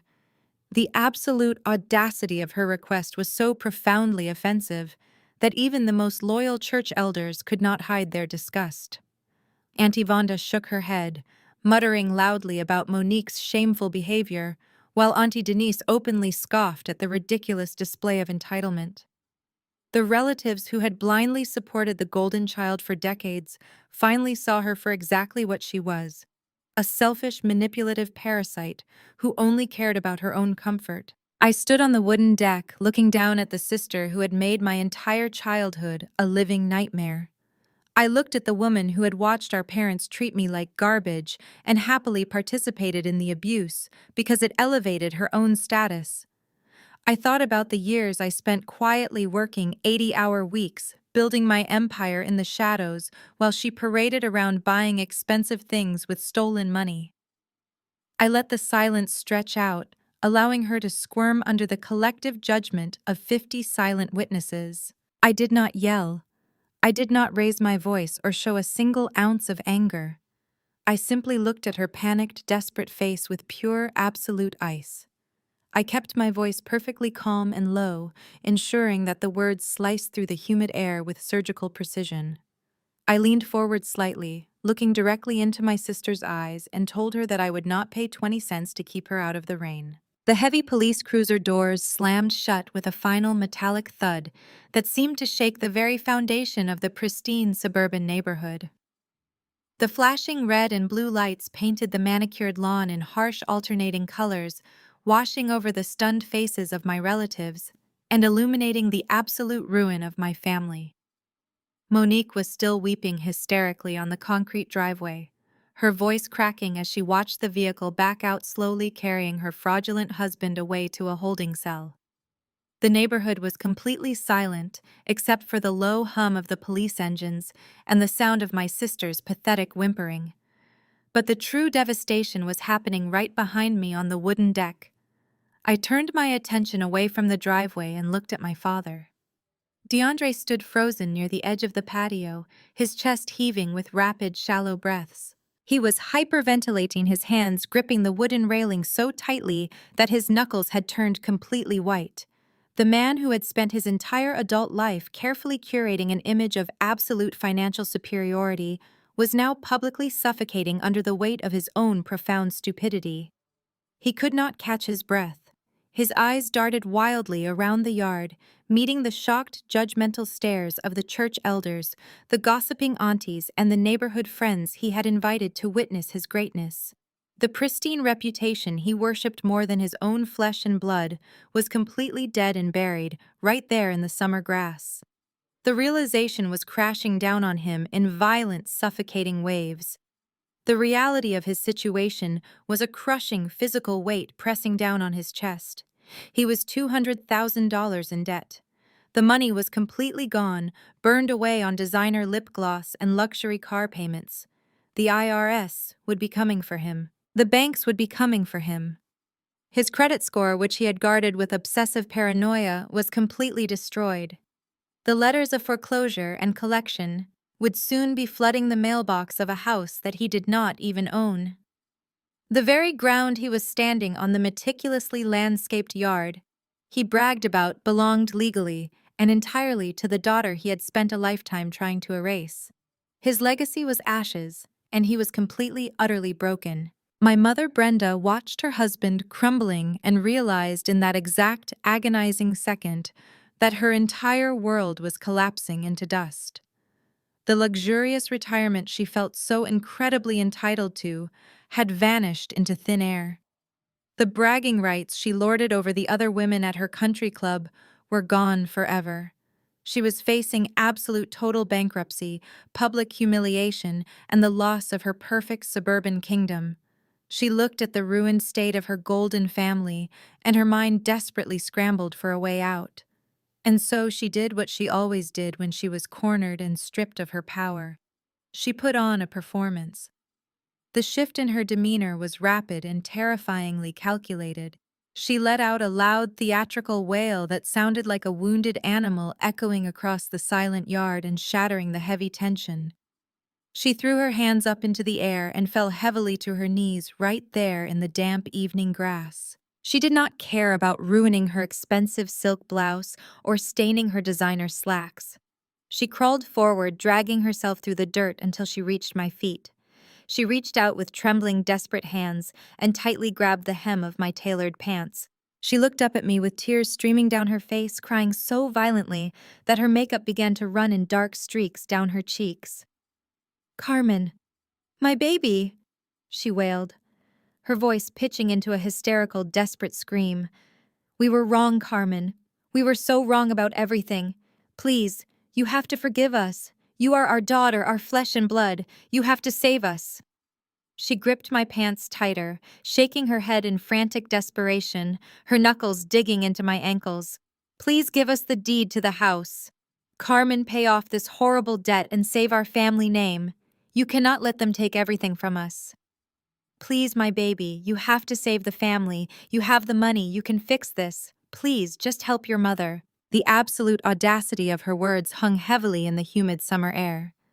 Save the family name. The same family name that they had used as a weapon to beat me down for my entire life.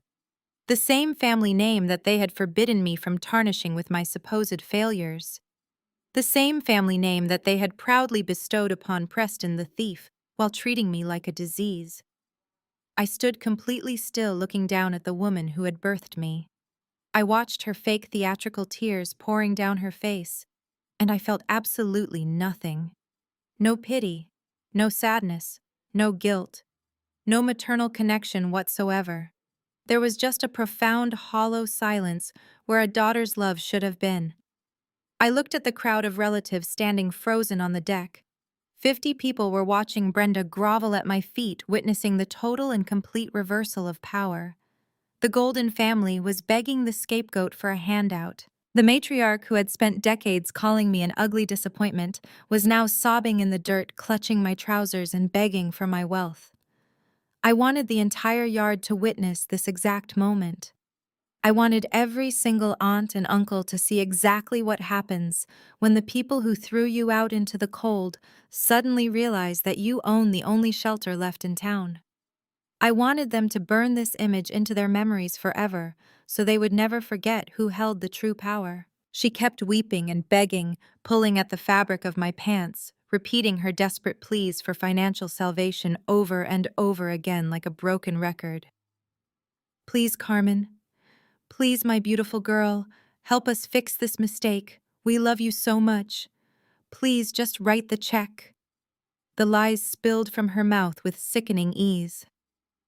The sudden declarations of love were a desperate transactional currency that she was trying to spend to save her own skin. I slowly reached down and placed my hands over hers. Her skin was cold and clammy, slick with the sweat of her own mounting panic. I did not jerk my leg away. I did not kick her or scream or lose my temper. I moved with slow, deliberate, mechanical precision. I curled my fingers around her wrists, feeling her pulse racing erratically beneath my grip, and then I gently but firmly pried her shaking hands off of my clothing. She resisted for a fraction of a second, but she had no real strength left. I pushed her hands away, letting them drop uselessly back into the grass. I smoothed out the slight wrinkle in my trousers, maintaining my absolute, unwavering composure. I leaned down slowly, bending my knees until my face was just inches from hers. I could smell the expensive floral perfume she had bought with stolen money mixing with the sour, bitter scent of her absolute terror. She stared back at me, her eyes wide and pleading, searching my face for any sign of mercy, any crack in my armor, any lingering trace of the desperate little girl who used to beg for her affection. There was none. My face was carved from solid stone. I lowered my voice so that it was a deadly quiet whisper, forcing her to stop crying and strain to hear the words that would officially end her world. I looked directly into her panicked, tear-filled eyes, and I transported us both back in time. I remembered the exact moment, the exact feeling of pure devastation when I was a teenager, terrified and completely alone in the world. I spoke the exact words she had spoken to me 15 years ago when I had stood in this exact same living room, crying real, genuine tears and begging her to help me pay my college tuition so I would not be evicted from my dorm. "You have to learn to be independent," I whispered, watching the realization dawn on her, and the blood drain completely from her face. "Failures do not get handouts in this family." I watched the exact moment the life completely drained from my mother's eyes. The absolute cruel irony of hearing her own toxic words repeated back to her completely paralyzed her. I slowly stood up tall, pulling my posture perfectly straight and looking down at the pathetic scene before me. Brenda was still kneeling in the damp summer grass, her hands now resting uselessly at her sides, as she stared up at me with a vacant, horrified expression. She could not even formulate a single sentence in response. The matriarch of the family, the woman who always had a sharp, venomous comeback for everything, was finally rendered completely mute. I stepped away from her, creating a distinct physical boundary between my monumental success and her absolute, undeniable ruin. The heavy, humid air in the backyard was suffocatingly quiet. The 50 guests on the patio had stopped whispering entirely, completely mesmerized by the spectacular destruction of the Golden family. I turned my gaze away from my mother and looked directly at Isaiah. I gave him a single sharp nod, a silent command, to execute the final phase of my entirely calculated plan. Isaiah, whose face remained an unreadable mask of professional corporate detachment, stepped forward immediately. He placed his sleek titanium briefcase onto the glass patio table, physically pushing aside Monique's ridiculous organic lip gloss blueprints. The metallic click of the briefcase's latches echoed sharply across the wooden deck, slicing through the thick silence of the yard. He reached inside the velvet-lined interior and slowly withdrew 3 thick, crisp white legal envelopes. They were heavy and substantial, bearing the embossed silver seal of my corporate legal team. Isaiah walked down the wooden stairs with slow, deliberate steps, his expensive leather shoes making absolutely no sound on the soft grass. He approached my father first. DeAndre was still breathing heavily, his chest heaving as he tried to process the $200,000 of massive debt chained directly to his stolen identity. Isaiah calmly extended his arm and pressed the first heavy envelope directly against my father's chest, forcing him to instinctively grab it to keep it from falling. Next, Isaiah moved to my mother, dropping the second envelope right into her lap as she sat weeping pathetically on the ground.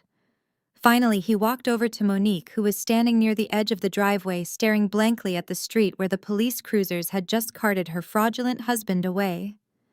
Isaiah handed her the final envelope with a polite but chilling nod before stepping back and folding his hands behind his back, perfectly mirroring my own cold composure. Monique ripped the seal open instantly, her manicured acrylic nails tearing frantically at the thick bond paper. DeAndre simply stared at his own name printed on the front of the envelope, as if it were a highly explosive bomb about to detonate in his hands. Brenda did not even move to open hers. She just sat in the dirt, clutching the heavy paper to her chest and rocking back and forth in a state of absolute psychological shock.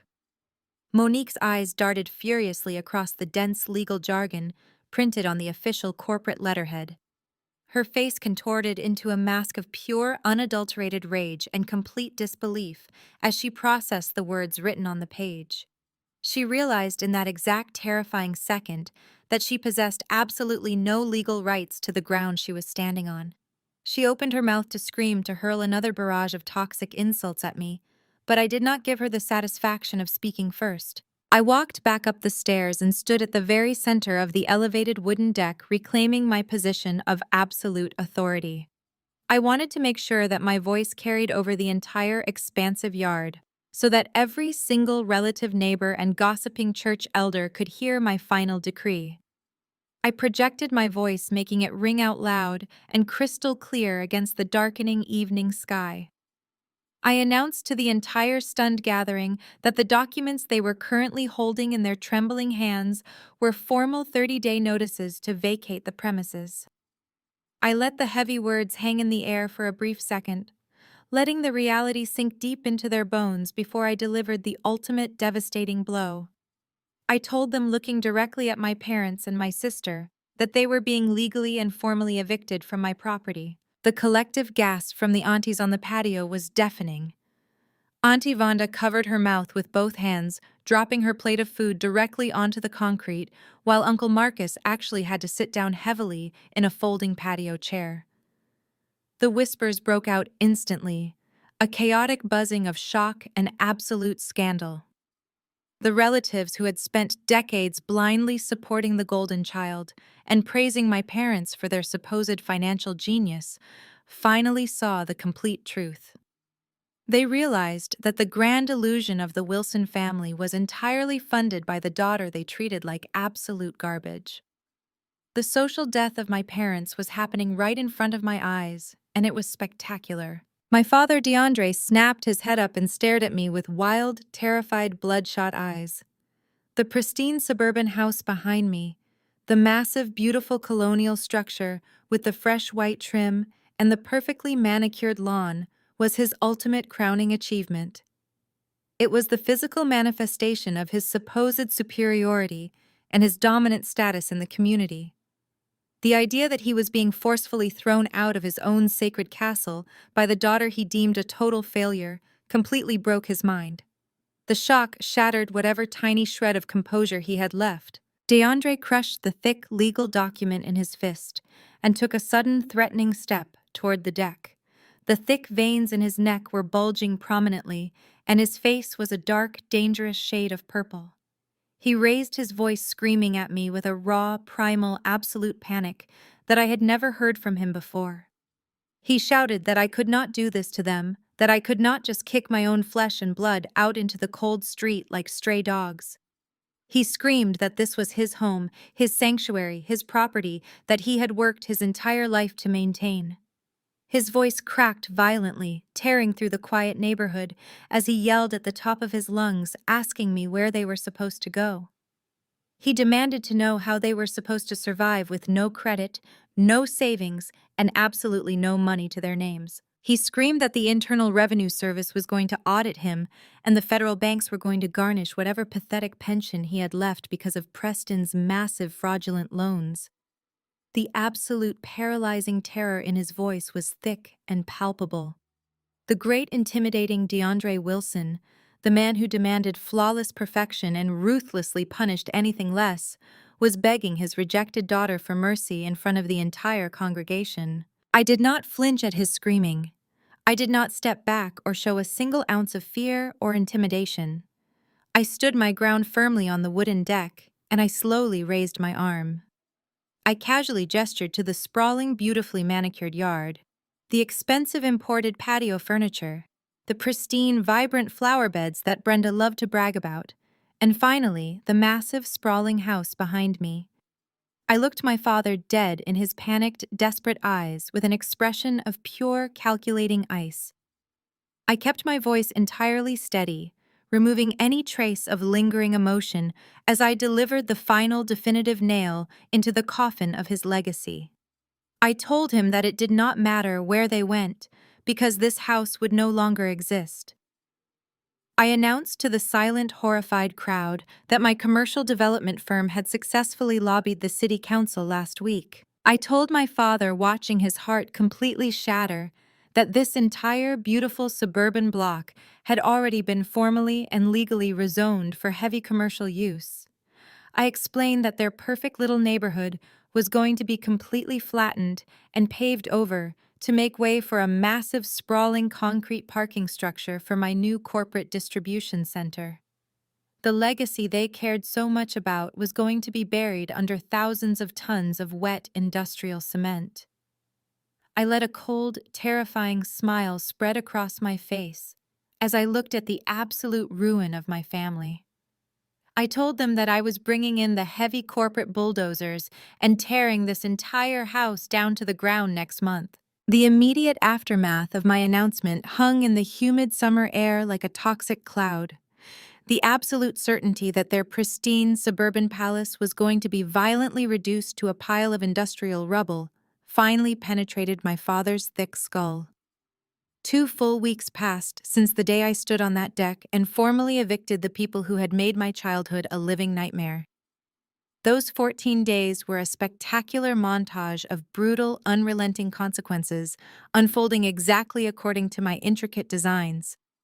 The dominoes I had so carefully aligned over the past 5 years were finally crashing down, and the destruction was incredibly satisfying to witness. Preston was the very first domino to completely shatter.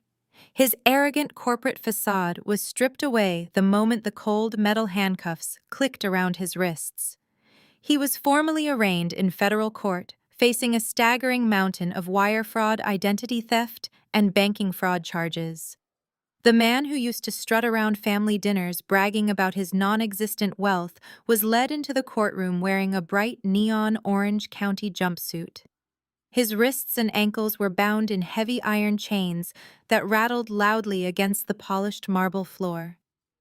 The federal judge took one look at the sheer volume of his financial crimes and the blatant exploitation of his elderly in-laws and slammed the wooden gavel down with absolute finality. Bail was firmly and instantly denied.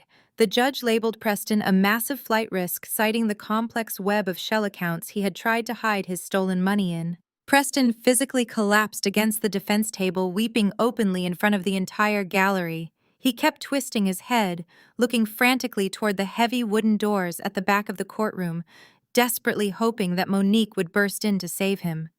But Monique was nowhere to be found. My golden sister was entirely too busy experiencing her own spectacular financial ruin to attend a bail hearing for a husband who could no longer fund her delusions.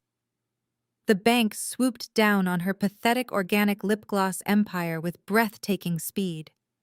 Without the steady illegal pipeline of my parents' stolen credit, Monique's business accounts bounced instantly. The commercial eviction notice was taped to the glass doors of her rented warehouse space before she even had a chance to pack her things. A team of ruthless corporate creditors raided the facility, stripping away the plush designer office furniture, the expensive espresso machines, and the high-end computers she had bought purely for aesthetics.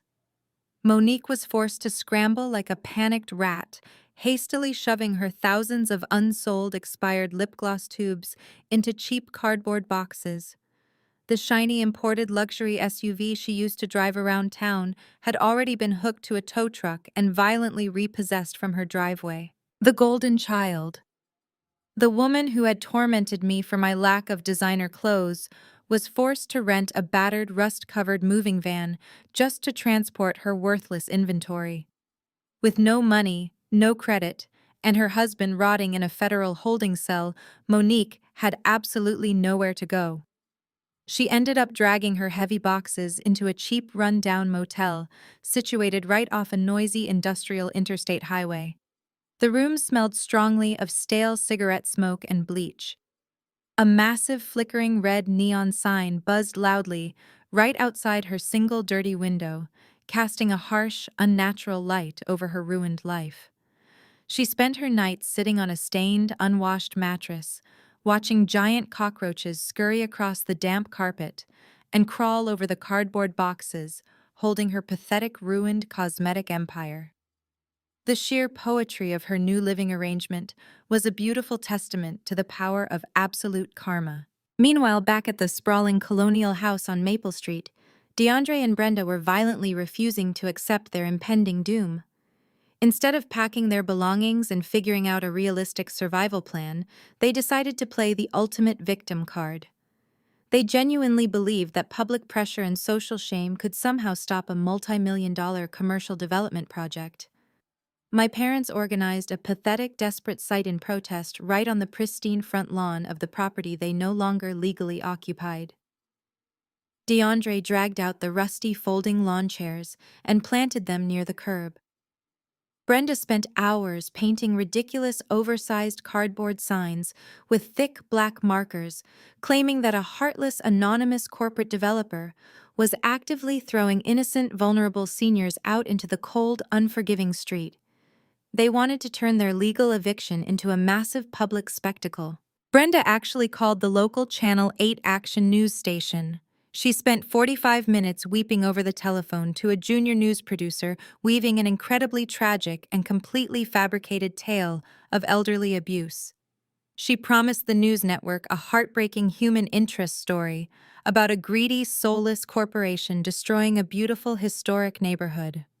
She wanted to completely assassinate the reputation of Apex Heritage on live television, without ever realizing that I was the one pulling all the strings from behind the curtain. Of course, I was already 3 steps ahead of their desperate little scheme.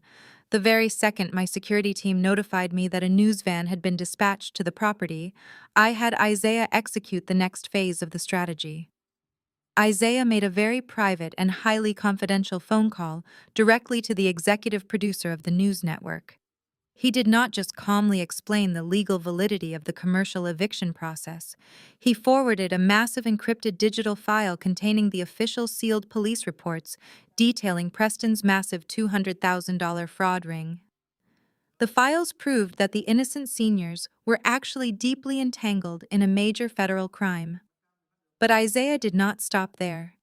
To completely seal the coffin and obliterate any remaining sympathy, Isaiah included 50 pages of heavily documented evidence outlining my father's extensive and entirely secret illegal gambling history. He provided banking records showing exactly how DeAndre had been quietly bleeding out his own retirement funds at underground poker games and shady sports betting rings for years long before Preston ever stole his identity.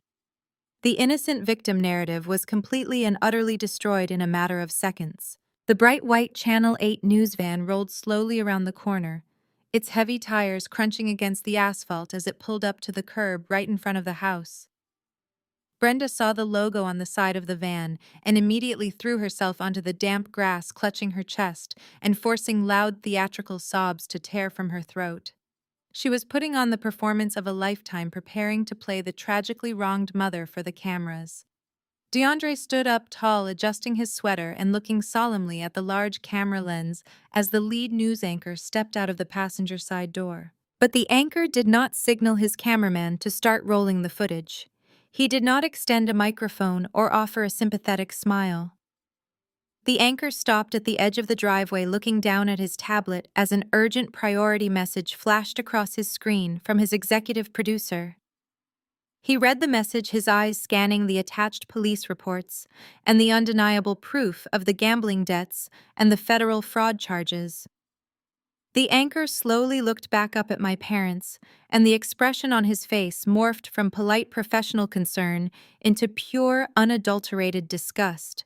The anchor looked directly at DeAndre and stated in a flat, cold voice that Channel 8 News does not run sympathetic sob stories for active co-conspirators in federal identity theft cases. He told them that their fraudulent little protest was a complete waste of network time. Without another word, the anchor turned around, got right back into the heavy news van, and firmly told his cameraman to pack up the equipment. Brenda stopped her fake crying instantly. She scrambled to her feet, screaming and waving her hands, begging them to stay and listen to her side of the story. But the heavy doors slid shut, and the van simply drove away down the street, leaving a cloud of exhaust fumes in its wake. My parents were left standing completely alone on a condemned patch of grass, with their signs drooping in their hands and absolutely nothing left to hide behind.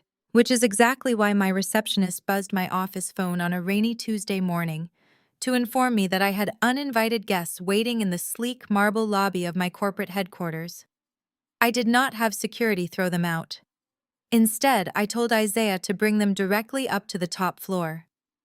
The heavy glass doors of my executive suite slid open, and my parents walked in, looking like cornered, desperate animals. But they were not alone. Walking right between them, wearing his immaculate dark suit and carrying a heavy leather-bound Bible, was Pastor Thomas. He was the head of our community congregation, a man who had known me since I was a child, and who my parents worshipped simply because of his massive social influence. DeAndre and Brenda had dragged their holy man up to the 50th floor to perform the ultimate religious guilt trip. My father stood there trying to look like a righteous wounded patriarch, while my mother immediately began dabbing at her dry eyes with a tissue, playing the role of the pious grieving mother. Pastor Thomas looked around my massive corner office with its panoramic views of the city skyline before resting his deeply disappointed gaze on me. He stepped forward, adopting that familiar booming pulpit voice that commanded respect from everyone in the congregation. He told me that he was deeply troubled by the dark path I was walking down. He quoted scripture, letting the holy words echo off the floor to ceiling windows. He reminded me of the sacred commandment to honor thy father and thy mother, telling me that harboring such intense vindictive hatred in my heart would only poison my own soul. Pastor Thomas spoke passionately about the power of Christian forgiveness, about family bonds that should never be broken, and about the absolute moral failing of casting my own elderly parents out into the unforgiving street. He looked at me with profound spiritual disappointment, telling me that wealth and corporate power meant absolutely nothing if I lost my soul and destroyed my family in the process. Brenda let out a loud theatrical sob, nodding along with the pastor's words and clinging to his arm like a helpless victim. I sat perfectly still behind my massive mahogany desk, letting the pastor finish his entire self-righteous sermon. I did not interrupt him. I did not raise my voice or defend my actions. I simply waited until the heavy silence settled over the room, and the three of them stood there expecting me to crumble under the weight of religious shame. I slowly leaned forward, resting my elbows on the polished wood. I looked directly at the pastor and told him that I absolutely agreed that theft and moral corruption were terrible sins that poisoned the soul. I then opened the top drawer of my desk and pulled out a thick, heavy financial ledger bound in dark green leather. I placed my hand flat on top of the book and slid it smoothly across the smooth surface of the desk until it stopped right in front of Pastor Thomas. He looked down at the book and then back up at me, his brow furrowing in confusion. I kept my voice perfectly calm and completely devoid of emotion as I instructed him to open the ledger to the page marked with the red tab. I watched my parents' faces as the pastor slowly opened the book.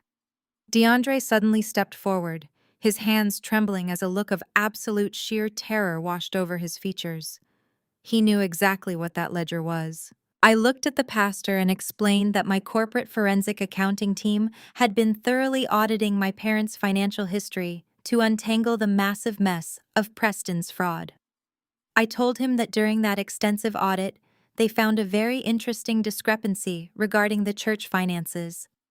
I watched the pastor's eyes scan the highlighted numbers on the page as I spoke the truth into the quiet room. I reminded the pastor about the incredibly generous $20,000 donation my father had supposedly made to the church building fund exactly 3 years ago. The same donation that earned him a beautiful brass plaque in the church vestibule and a standing ovation from the entire congregation. I watched the color begin to drain from the pastor's face as his eyes darted across the damning bank statements. I told him that my father never donated a single penny of his own money to that building fund. I kept my voice ice cold as I revealed the final hidden secret. I told the pastor that the $20,000 was actually money that my mother, Brenda, had systematically stolen from the church's annual charity drive. She had embezzled funds meant for the local orphanage and the homeless shelter, completely draining the charity accounts she was supposed to be managing. And she had stolen that holy money for one specific reason. I pointed directly at my mother, who was now visibly shaking and backing away toward the heavy glass doors. I told the pastor that she stole that $20,000 to pay for the imported champagne, the massive ice sculptures, and the extravagant floral arrangements at Monique's ridiculous luxury wedding to Preston. They had stolen from the poorest members of their own congregation to fund a pathetic vanity project for their golden child, and then my father had cooked the church books to make it look like a generous personal donation. The silence in the executive suite was absolutely deafening. The air was so thick with tension that it felt hard to breathe. Pastor Thomas stood completely frozen, his hands gripping the edges of the open ledger so tightly that his knuckles turned white. He slowly raised his head and looked at DeAndre and Brenda. The expression on his face was no longer one of religious disappointment or pastoral guidance. It was a look of pure, unadulterated, absolute disgust. The holy man looked at the two people who had just paraded him into my office to lecture me on morals, and he saw them for the vile, thieving parasites they truly were. Brenda tried to speak, her mouth opening and closing as she reached out a trembling hand toward him. "Pastor, please," she whimpered, but the sound died in her throat. Pastor Thomas did not say a single word. He did not quote another scripture or offer any path to redemption. He simply closed the heavy ledger, left it sitting on my desk, and turned his back on my parents. He walked with stiff, rigid steps toward the glass doors, refusing to even glance in their direction as he passed them. The doors slid open with a soft mechanical hiss, and the pastor walked out into the lobby, disappearing into the elevator without looking back. My parents were left standing completely alone in the center of my cold corporate office, having just lost their final shred of community respect and their very last layer of protection. The 30 days following the scene in my corporate office bled away rapidly for them. But for me, they passed with the slow, sweet precision of a meticulously calibrated hourglass. With Pastor Thomas walking out that door, the final protective wall around the Wilson family completely crumbled into dust. The church elders formally expelled Brenda from the charity committee within 24 hours, and every single aunt, uncle, and cousin immediately stopped answering their desperate phone calls. The absolute isolation was total and suffocating. The Golden family was suddenly and completely radioactive, and no one wanted to be caught in their toxic fallout. Then the morning of day 30 finally dawned. A thick, heavy gray overcast sky hung low over the pristine suburban neighborhood, perfectly matching the grim reality of what was about to happen. I stood on the concrete sidewalk across the street from the massive colonial house, my trench coat pulled tightly around me against the damp morning chill. Standing directly beside me was the local county sheriff, a stoic law enforcement officer, clutching the official court-ordered eviction mandate in his heavy hand. Behind him, two armed deputies waited silently, leaning against their marked cruisers, with their lights softly flashing in the early morning gloom. The heavy oak front door slowly clicked open, and the agonizing parade of absolute defeat began. DeAndre, Brenda, and Monique emerged onto the grand front porch, not with expensive matching designer luggage or hired professional movers, but with cheap, thin black plastic trash bags. They had absolutely no money left to hire a moving company. They had no credit cards left to rent a basic storage unit. Every asset was frozen, every favor burned to the ground. They had to frantically stuff whatever pathetic remnants of their shattered lives they could carry into flimsy garbage bags. The three of them slowly dragged the heavy black bags down the pristine brick walkway. The cheap plastic scraped and tore against the rough pavement, spilling random items onto the damp grass. But they were too broken to even bend down and pick them up.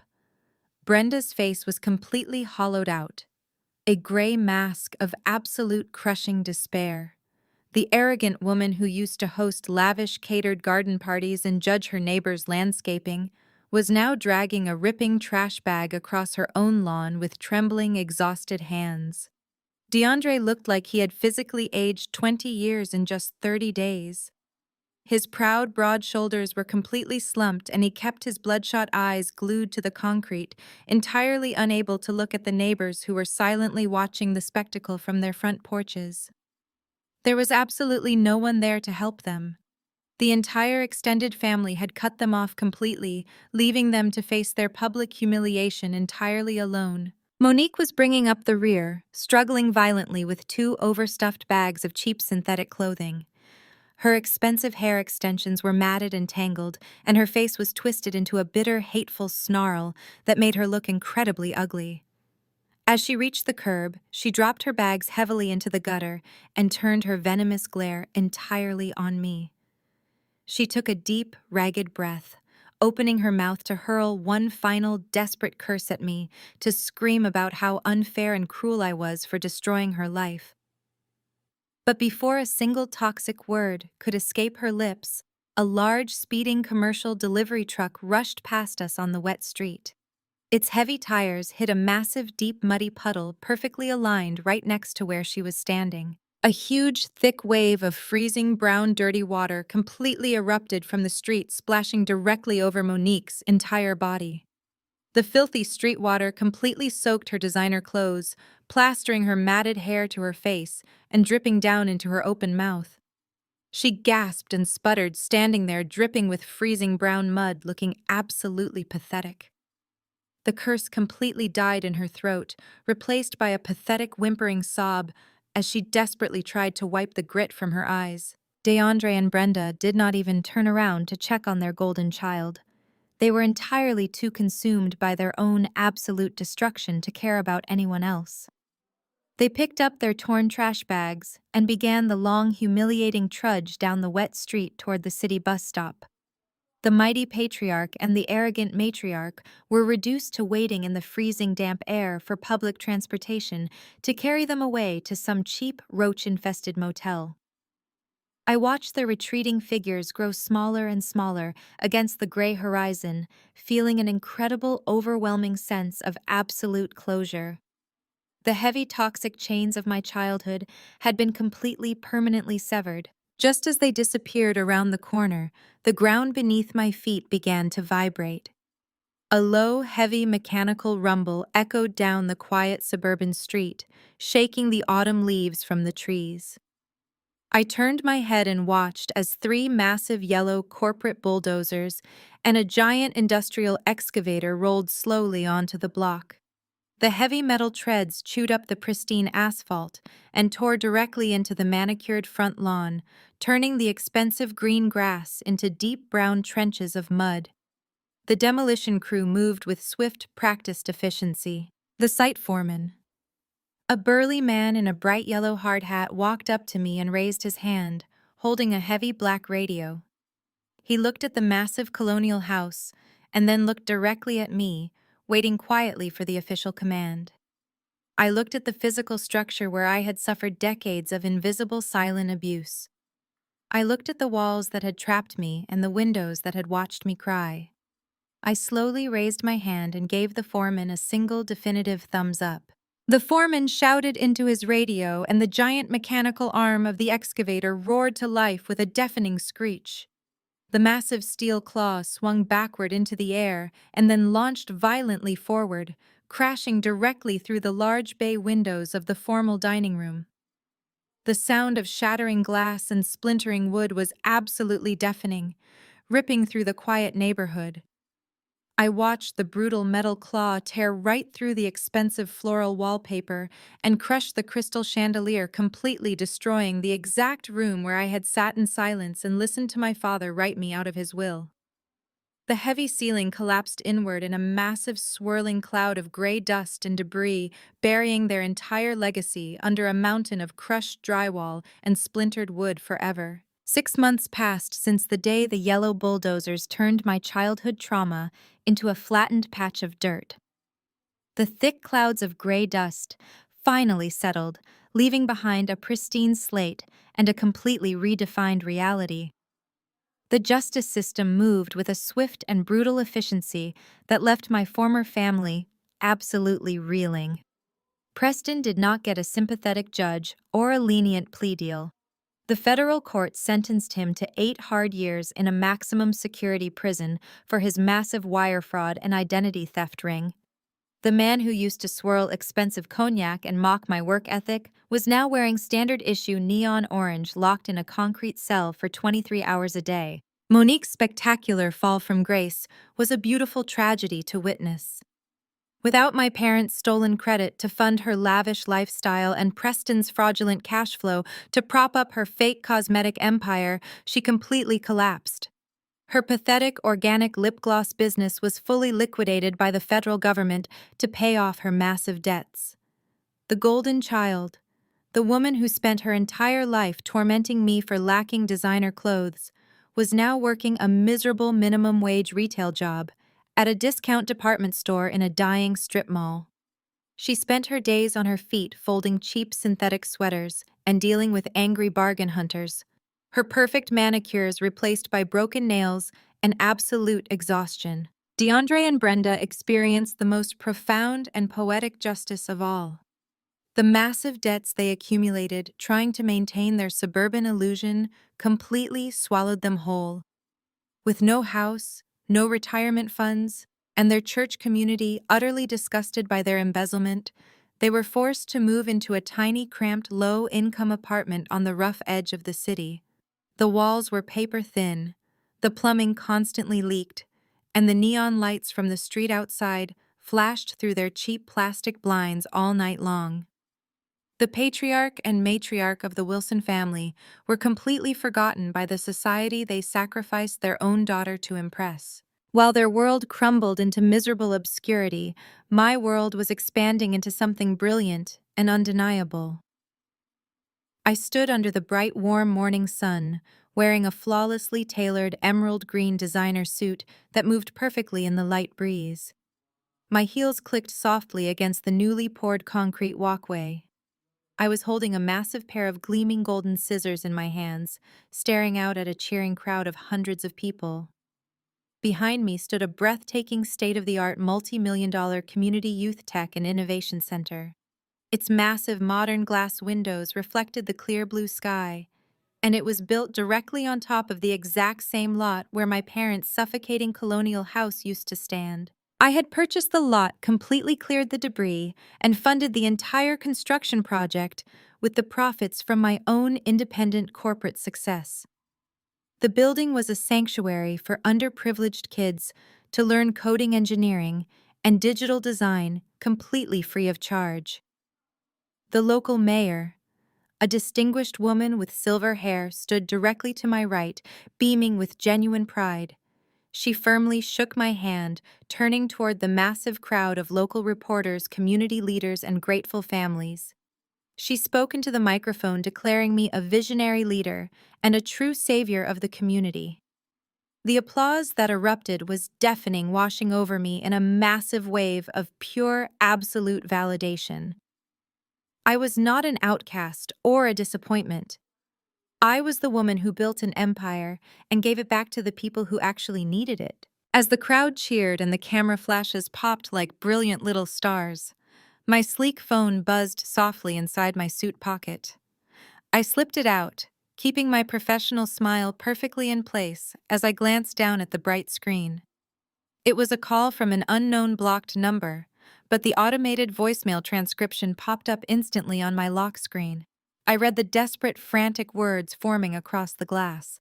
"Carmen, please, it's Mom. We have absolutely nothing left. They are raising our rent, and we can't pay. Can you just please help us? I stared at those pathetic, desperate words from the woman who had happily watched me suffer my entire life. I did not feel a single ounce of pity. I did not feel anger or sadness or obligation. I felt absolutely nothing. Without a second thought, I swiped my thumb across the smooth screen and hit delete. I permanently blocked the number, wiping her desperate plea from my life forever.